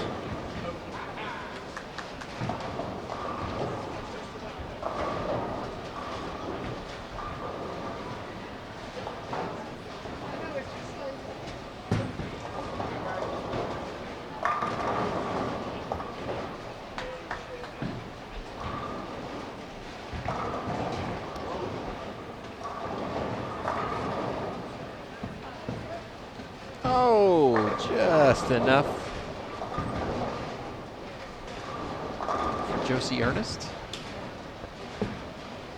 672 for her first 3.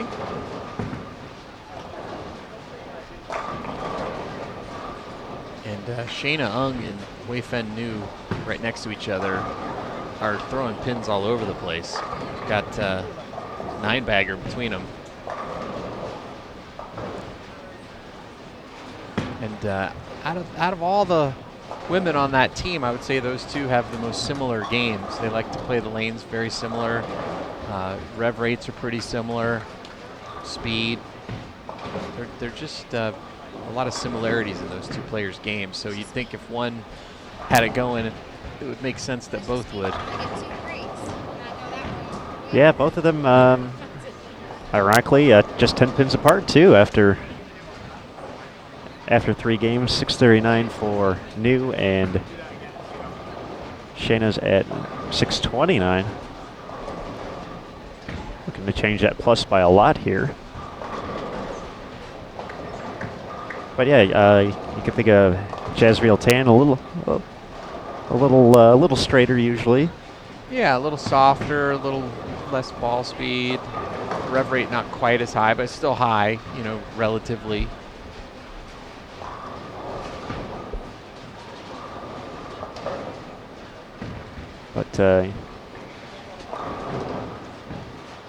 But yeah, these two, they can open it up real quick. We're going to see that here as Shayna looks to make it 6 in a row.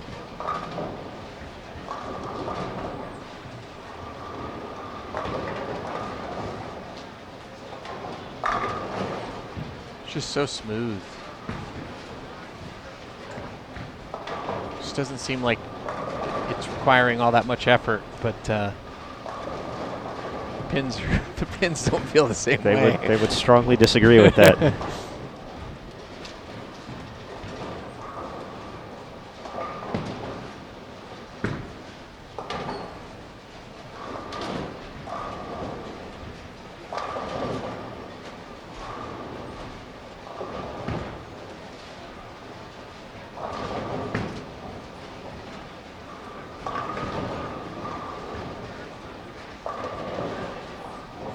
Josie Ernest, one of the players who hit the women's championships prior to the Queens. And her first double of the game. Still has room for 238.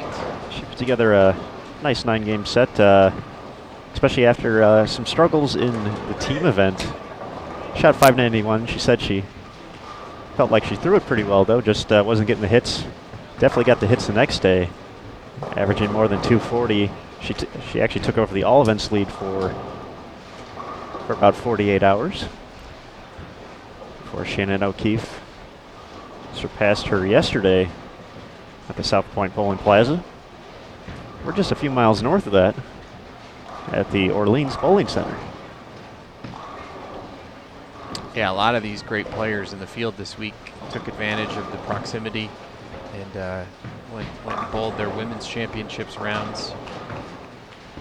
Do you have any later on in the week planning on bowling as well? We do. Actually, later tonight, in fact, Stephanie Johnson and her teammates, made up of some former collegiate players, Michelle Donahue being one of them.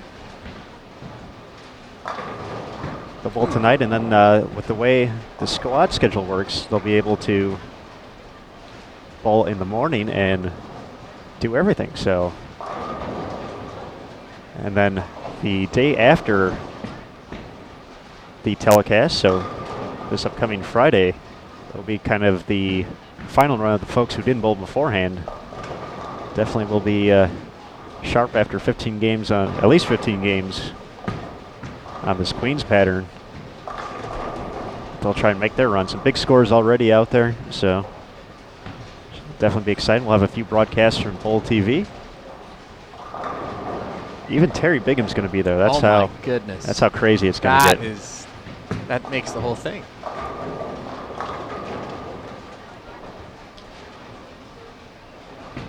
Well, we mentioned that Shayna Ung and Wei Fen Nu, very similar. And they're so similar, they decided to miss at the same time. Both with 9 spares after starting with strings of strikes.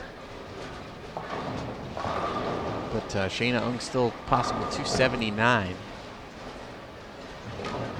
And that would put her in really good shape going into game 5. All right, we got some scores after 3. Real big scores. Dana Buxton of Australia, 791. Erin McCarthy, 784. So they're almost to the this plus 191 and plus 184, almost to the plus 223 that Kelly Kulik posted on the fresh. Amanda Green at 753. Joey Yao, 737. Daria Payuk, 736. Corrine Lieber, 736. So we mentioned Lindsay Boomershine already at 728. Jazriel Tan, we just talked about her, 718. And how about that? Hall of Famer, Tish Johnson, 701. So we got a handful of players already plus 100 through 3 and looking to keep it going.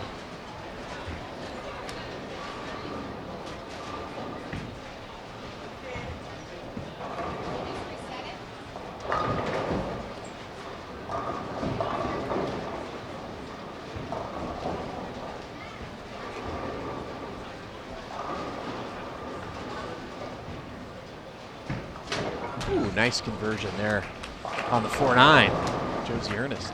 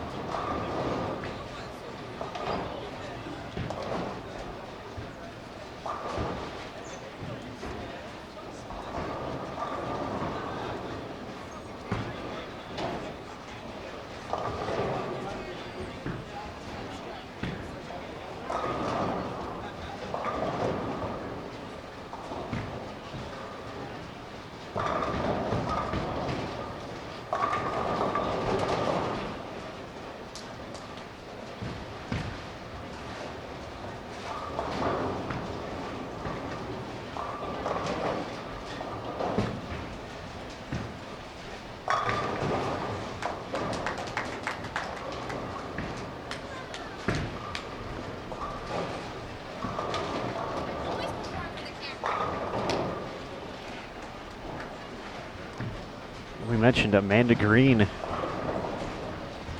was at 7:53. She was running 2:79 heading into the 9th and 10th. Taking a look at the live scoring, it is available for this squad. Got it up there in between.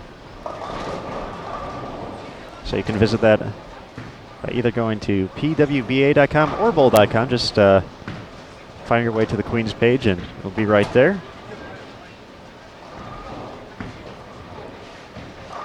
That's how we know Daphne Tan, talking so much about Singapore. She wanted to get in on the strike train as well, and it's got the front 7 on 15 and 16. Poplar with 5 in a row after a spare in the first. Yeah, she's got a lot of firepower. I feel she's shot 300 at this event as well. I believe she did last year.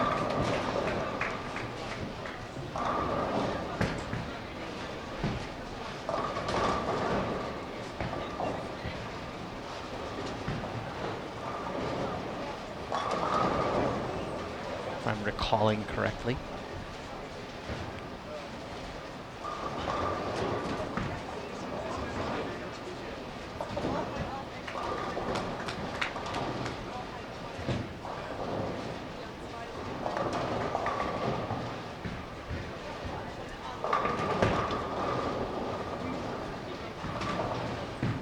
Lisa Farwell clean through 9, but just strike on the first offering.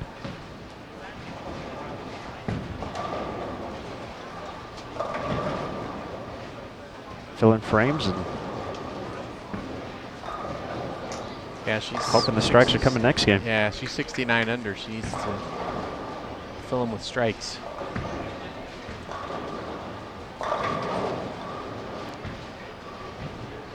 Shayna Ung not having any trouble filling them with strikes. She can shoot 279.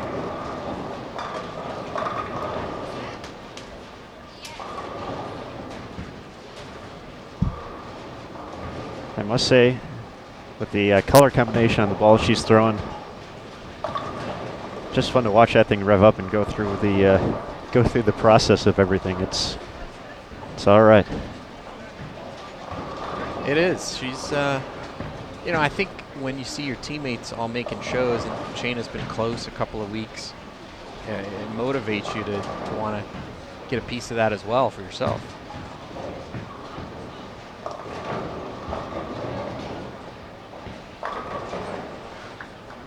Daphne Tan adds another strike to the quest for 300.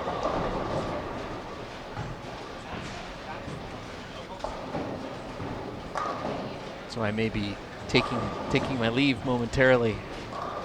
All right, we'll allow it. Jason Thomas getting the steps in here. 2016 USBC Queens.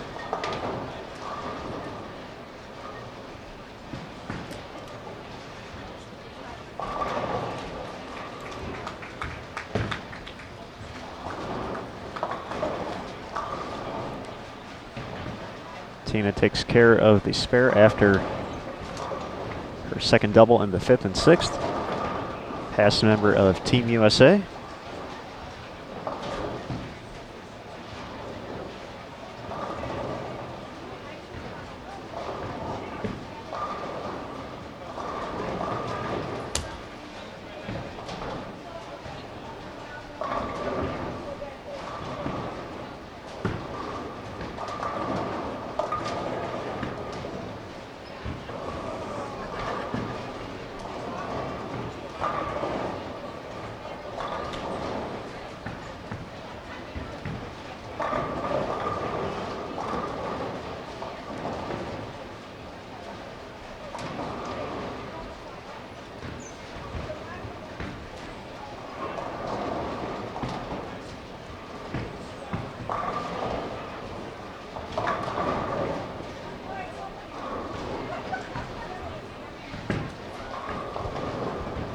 Rebecca Whiting in the books at 209.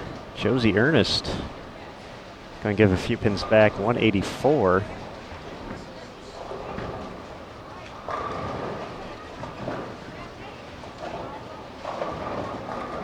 All right, front nine.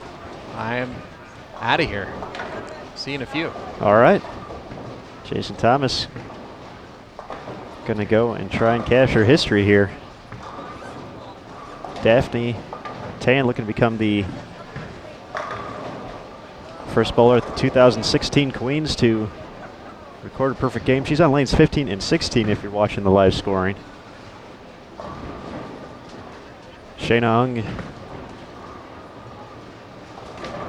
looking to get to 279 and beyond the plus 100 mark. After 629 for her first 3 games.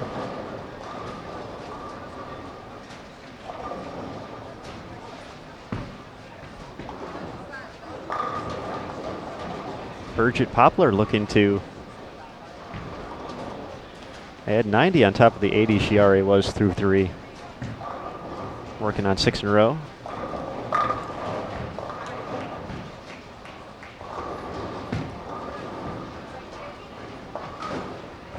The Shayna Ung show here.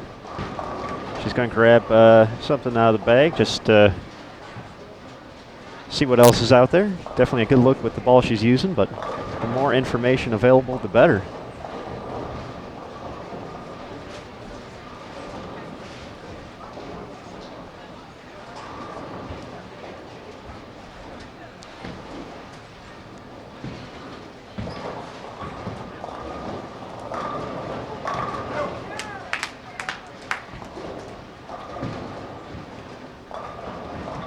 Poplar, 7 in a row.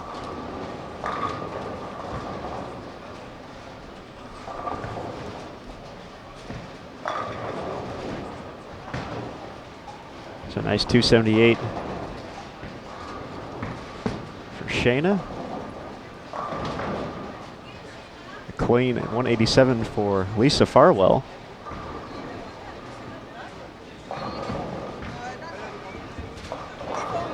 Be ready for Game 5 in just a moment. This Game 5 will be our final game of the day here on Bowl TV on Extra Frame. So that will conclude the first round of qualifying. A squad already bowled their 5 games on the Fresh earlier today. B squad getting the burn as we speak.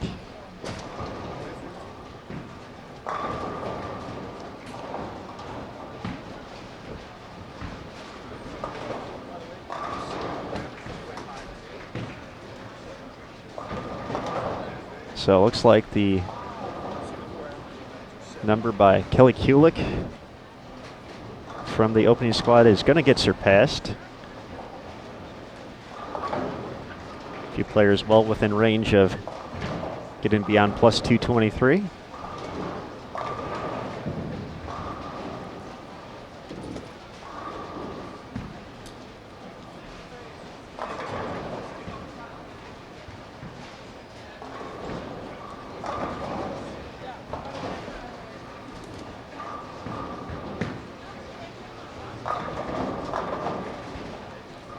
Four out of 5 for Mariana.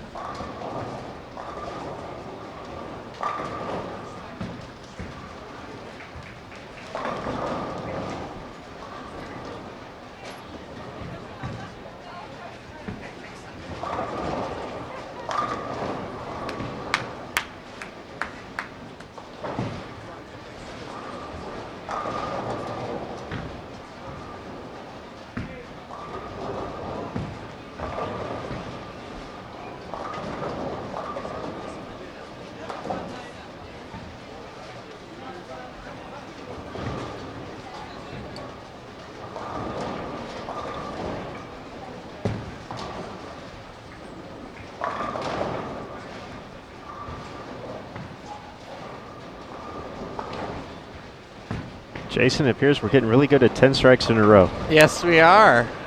Great shot. Blower 7. So 289 for Daphne. She was minus 18 after 3, so give her a big boost in the right direction.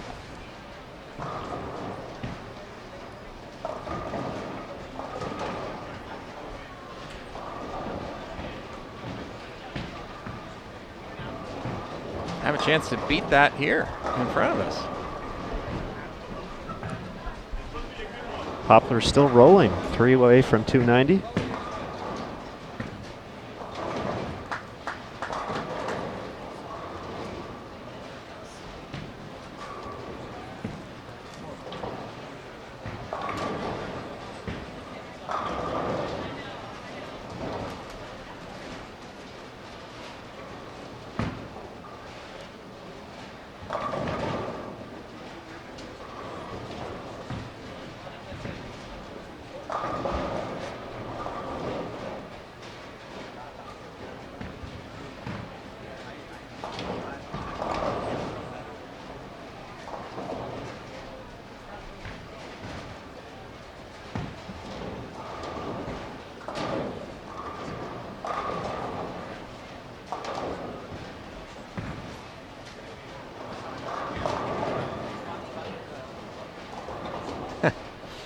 Karen Grano trying to coax all the pins forward.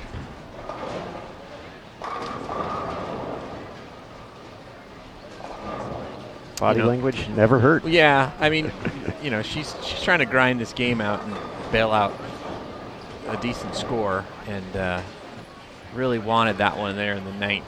She's struggled on this lane the whole game after the first frame.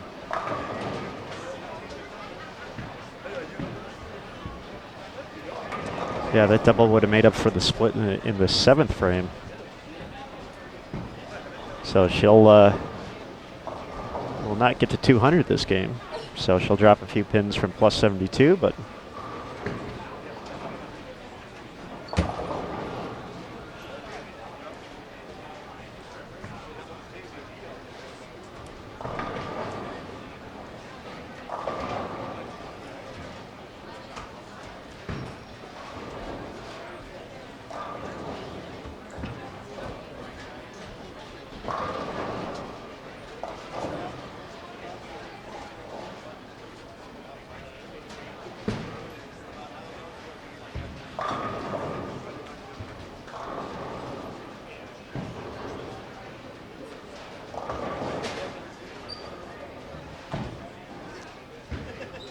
Bridget Poplar.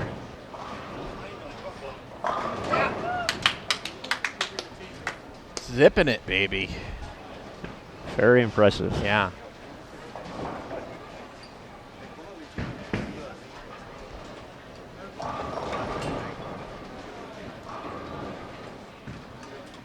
.209 for Tina Williams, or as Stu calls her, Teener.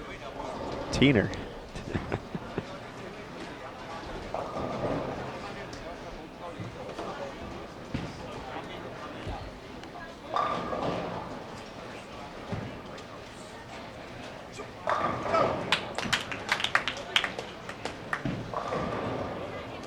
She's got some hand. She gets on it. Yeah.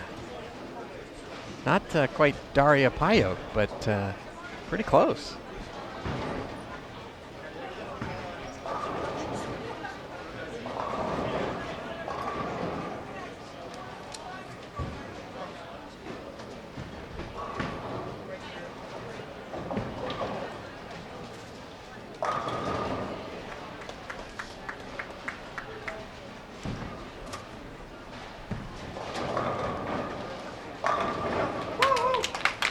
Great game, 290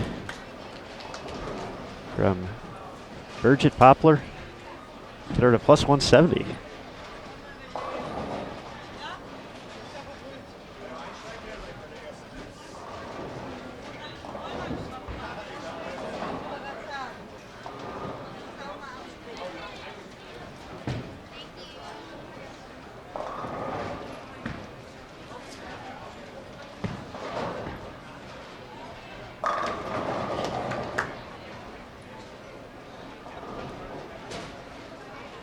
So Mariana Alvarado can get to positive figures if she can throw one more strike here. Definitely like that result better than what happened last time on that lane. Left the Greek church, and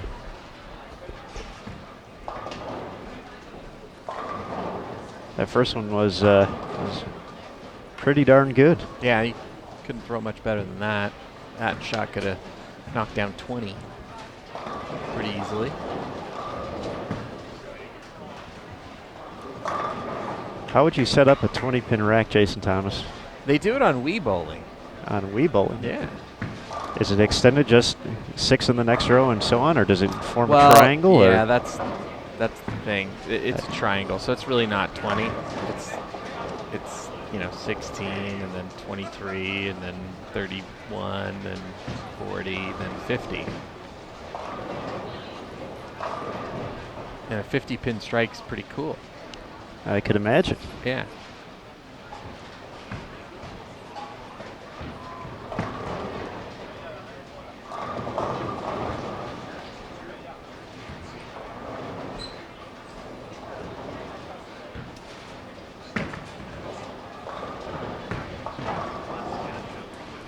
So done with Game 4. Starting Game 5 on 27 and 28. Our final game of qualifying for the opening round of B Squad.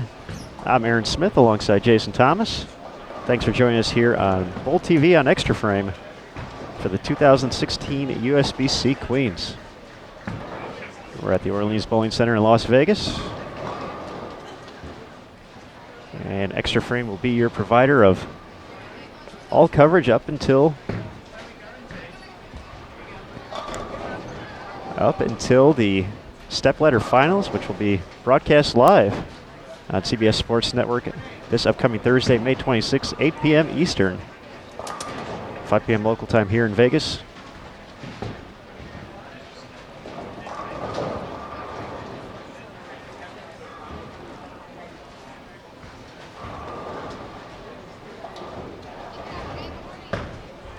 Bowling on 27 and 28, picking up the 10-pin, our 3-time USBC Senior Queens champion. Just won the title 2 days ago, Robin Romeo.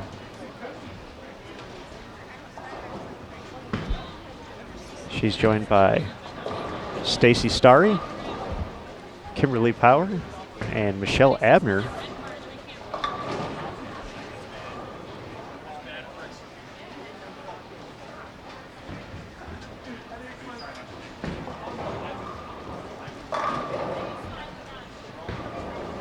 Here's our first look at the top qualifier at the PWBA Sacramento, or Storm Sacramento Open.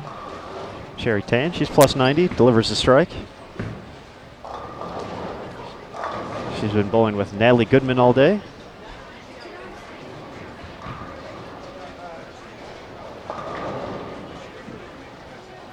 They're joined by USBC Hall of Famer Linda Barnes and Laura Rotter.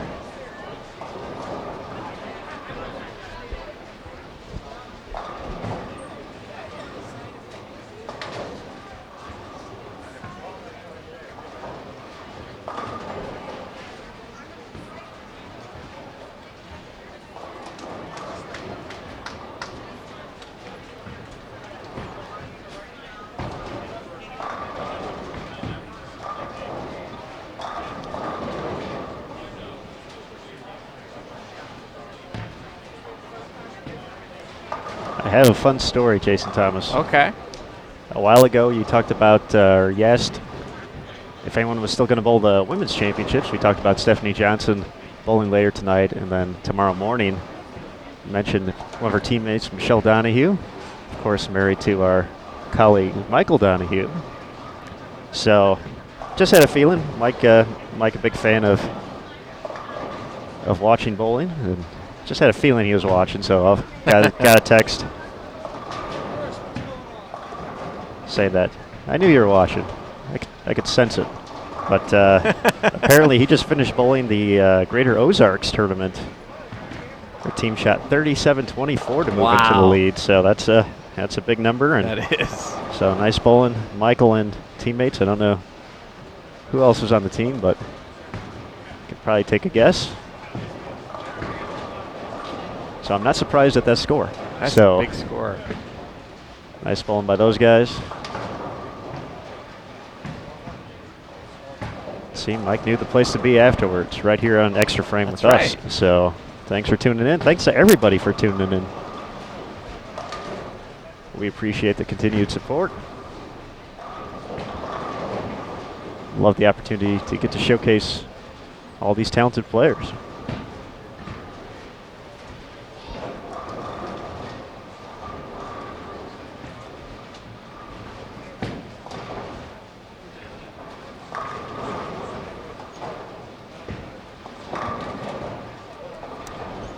One more star-studded game, Mr. Smith.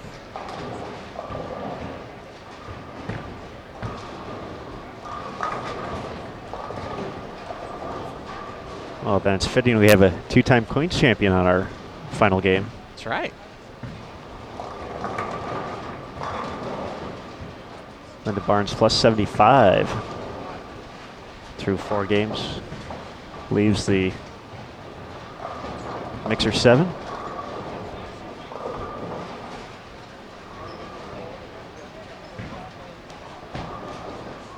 Linda's husband watching intently. I don't remember his name, though. Smiling. Only because he's not bowling.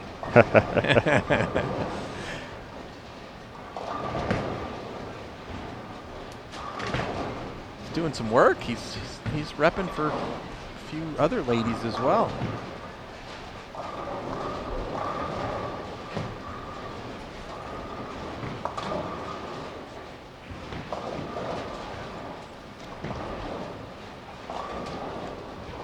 Part of the 900 Global pit crew. The pit crew. I like that. Yeah. Well, I did the Go Bowling race a couple of weeks ago, and now I'm into NASCAR. Never thought that would happen to me. Well, there you go. It's amazing.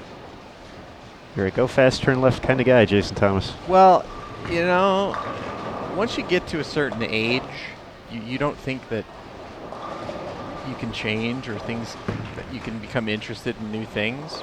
But I've never been to a NASCAR race, didn't see much of the appeal in it, didn't understand it. And I'll tell you, that first time they did a restart and the whole field gunned the engine at the same time, and it was one of the more prodigious sounds and things I've ever seen in my life. And so I was like, this is pretty cool. And we were there, you know, as part of the Go Bowling sponsor team to be a part of it. It was pretty cool. And it's also how, you know, the Smithfield deal came about a couple years back when the campus sponsored the race. That's how we were introduced to the folks at Smithfield, and it's turned into a pretty big relationship here with PWBA. How about that? I'm learning so many things today, right here on Extra Frame.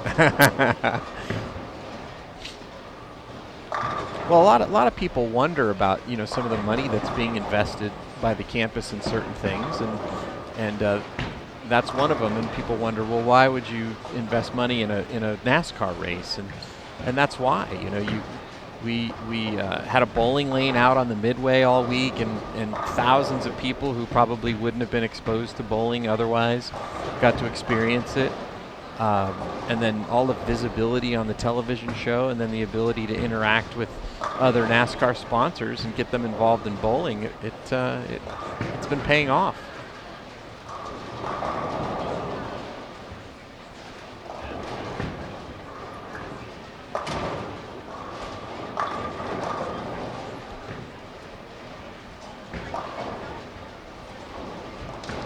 One pair to our left. Dana Buxton had the 296 earlier.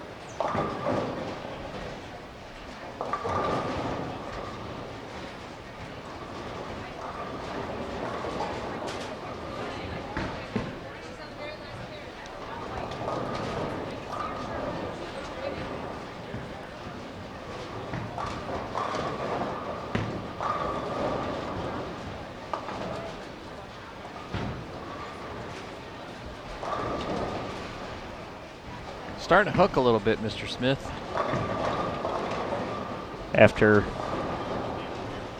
9+ games in practice. Yeah. Certainly believe that.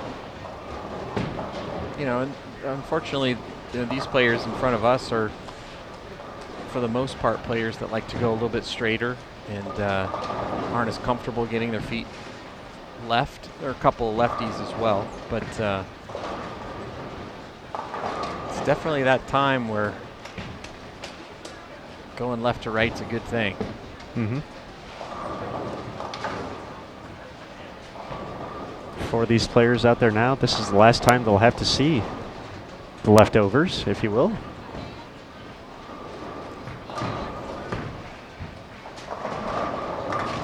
They'll have back-to-back squads on the fresh.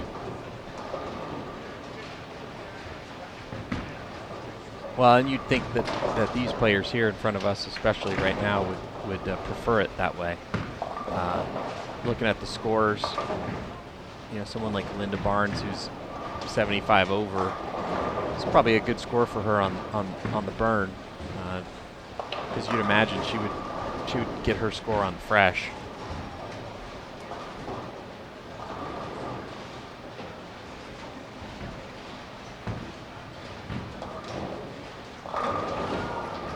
Robin Romeo, another one who you would expect to bowl well on the fresh, and she's, you know, pretty much done what she's supposed to do on this squad, not shoot herself out of the tournament.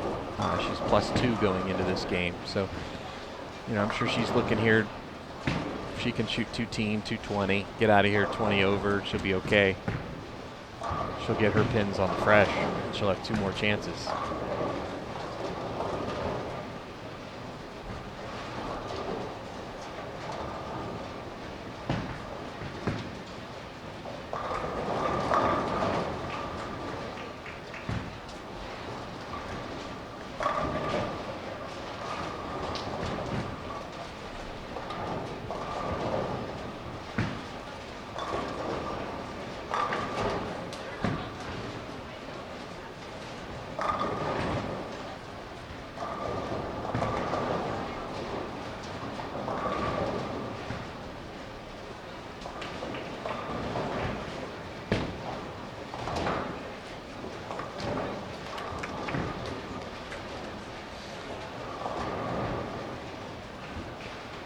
Dina Buxton, we mentioned 791 for her first 3.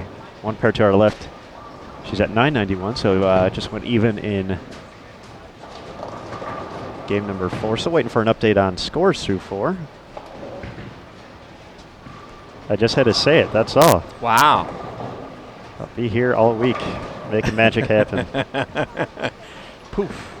Erin McCarthy now leading for B squad, not by much over Amanda Green.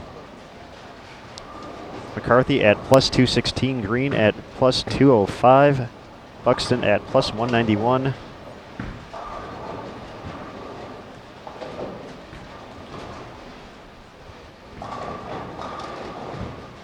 Bridget Poplar, who we just saw shoot 290 at +170. Daria Payuk, +164. Christina Wendell, +151. Lindsay Boomershine, +143. Jazz Real Tan, +137. So some of the bigger numbers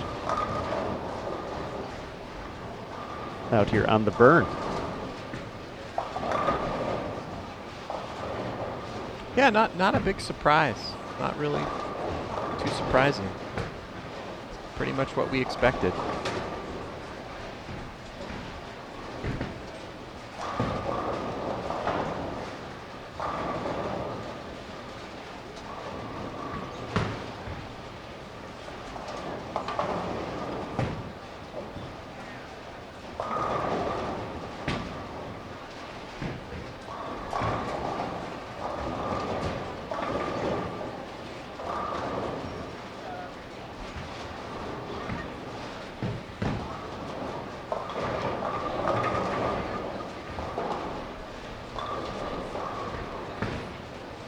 Kimberly Power with the turkey, known for as much for a great strike ball as taking some great photos of our events while she's out here.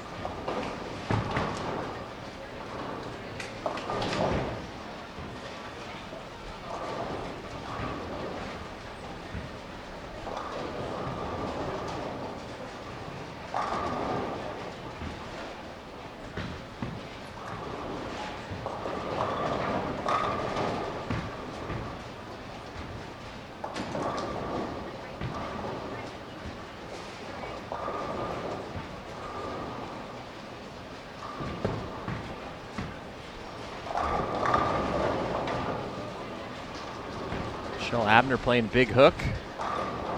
Got a couple of doubles. Can still shoot 256 this game.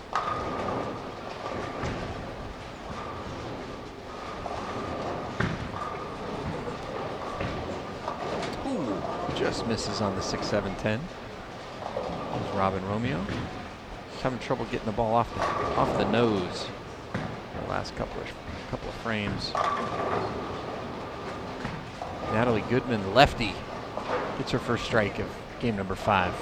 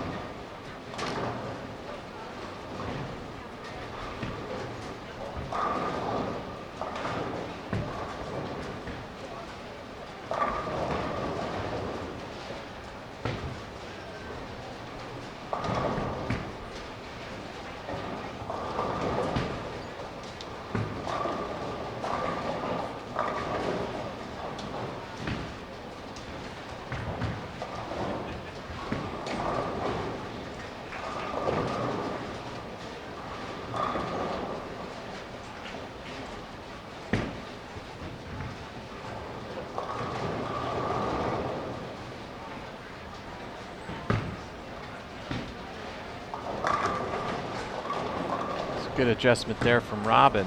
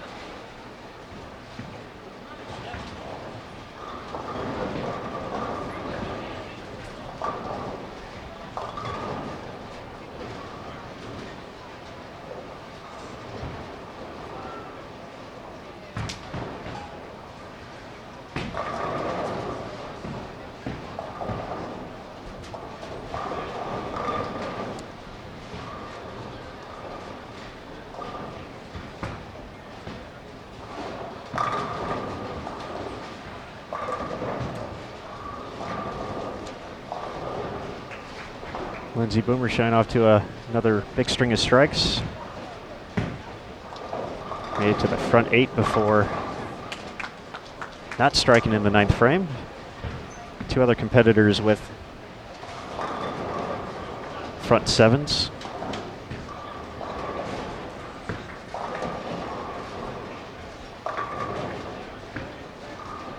Rocio Restrepo on 13 and 14, being one of them.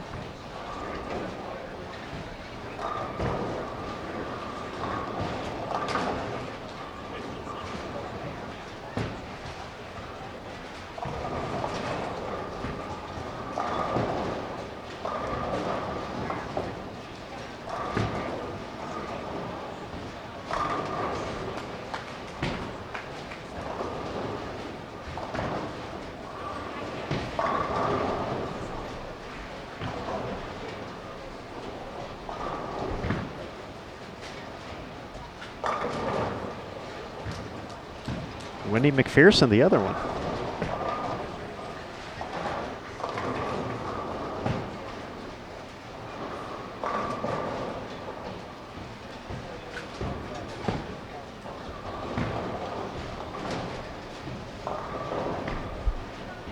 Wendy bowling on 57 and 58. Rocio on 13 and 14. Rocio got the 8th one.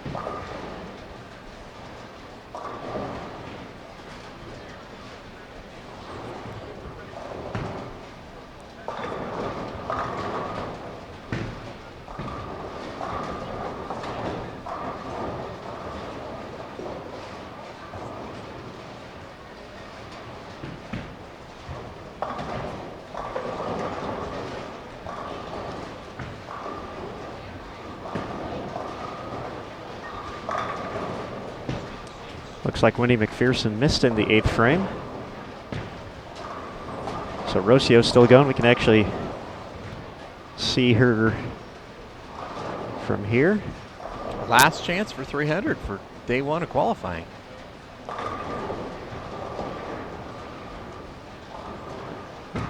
Got out the left side. I guess the right side too. All right. That means I'm out of here. Bye, Jason Thomas. Bye. Rocio Restrepo with the front 9 over on lanes 13 and 14. This is the final game.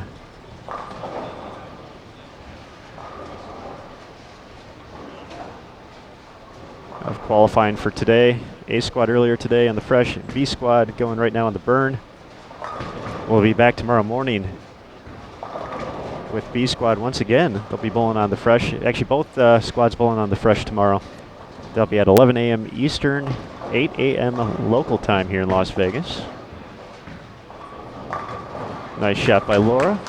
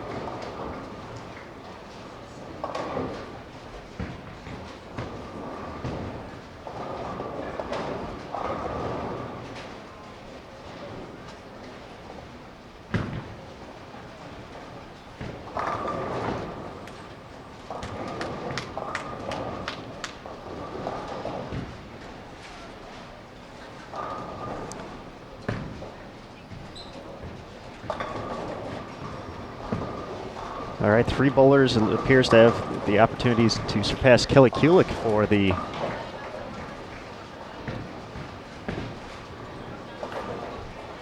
overall lead for day 1. Aaron McCarthy, Dina Buxton, and Bridget Poplar all get past plus 223. Rocio is just about to start her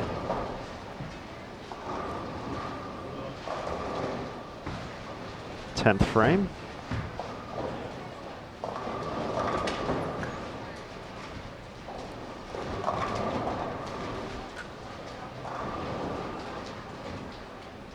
Kim Power's going to have a nice finish here. Already in the 220s. Can she make it 230s?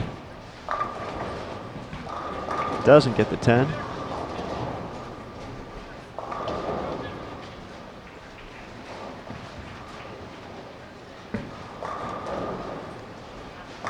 Speaking of 10, looks like Rocio got number 10.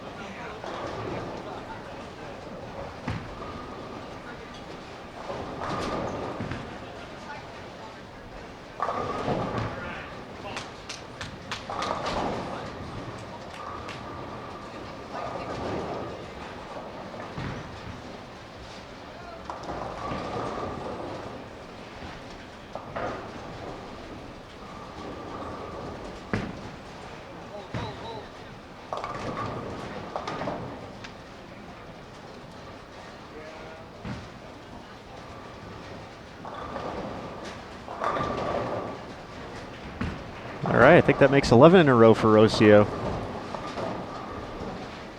It does appear so. She's rolling.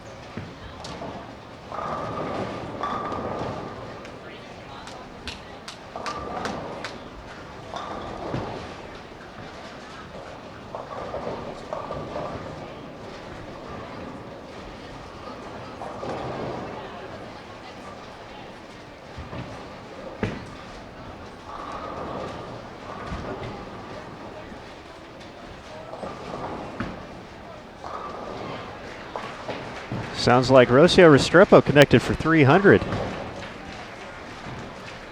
Congrats to her on an excellent finish.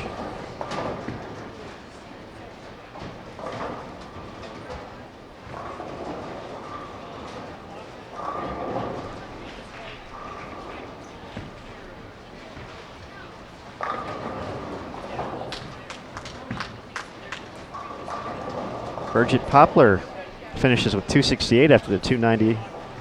She's in the books at plus 238.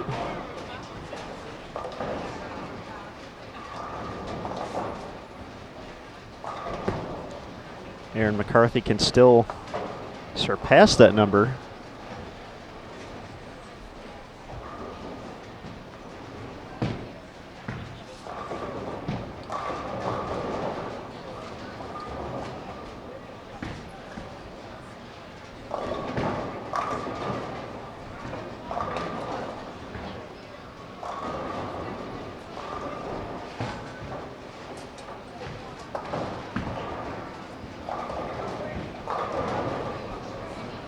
The best Dina Buxton can get to is plus 236.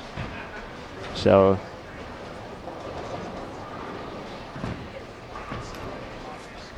it's down to 2 players.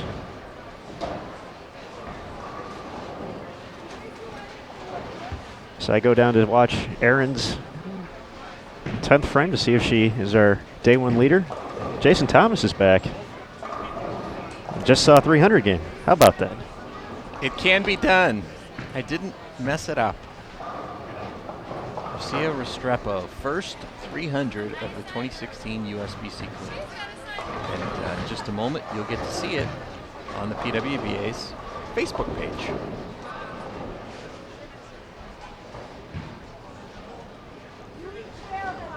So bringing you home here, day one of qualifying at the Queens. Looks like we've got a controversy over a foul.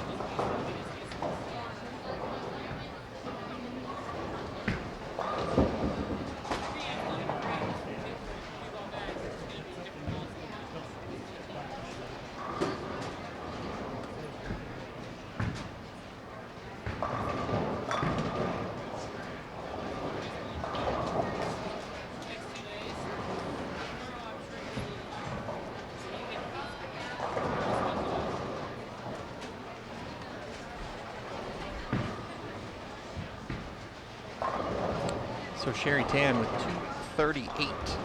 That'll put her plus 128 for the block. So good start to the tournament for her. Tournament leader for the PWBA Storm Sacramento Open.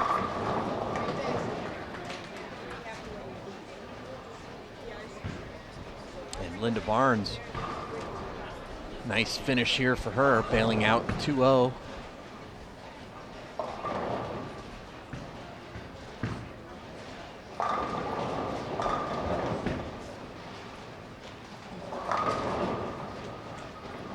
Goodman, apparently the foul will stand, so she's looking to double here in the 10th for 2-0.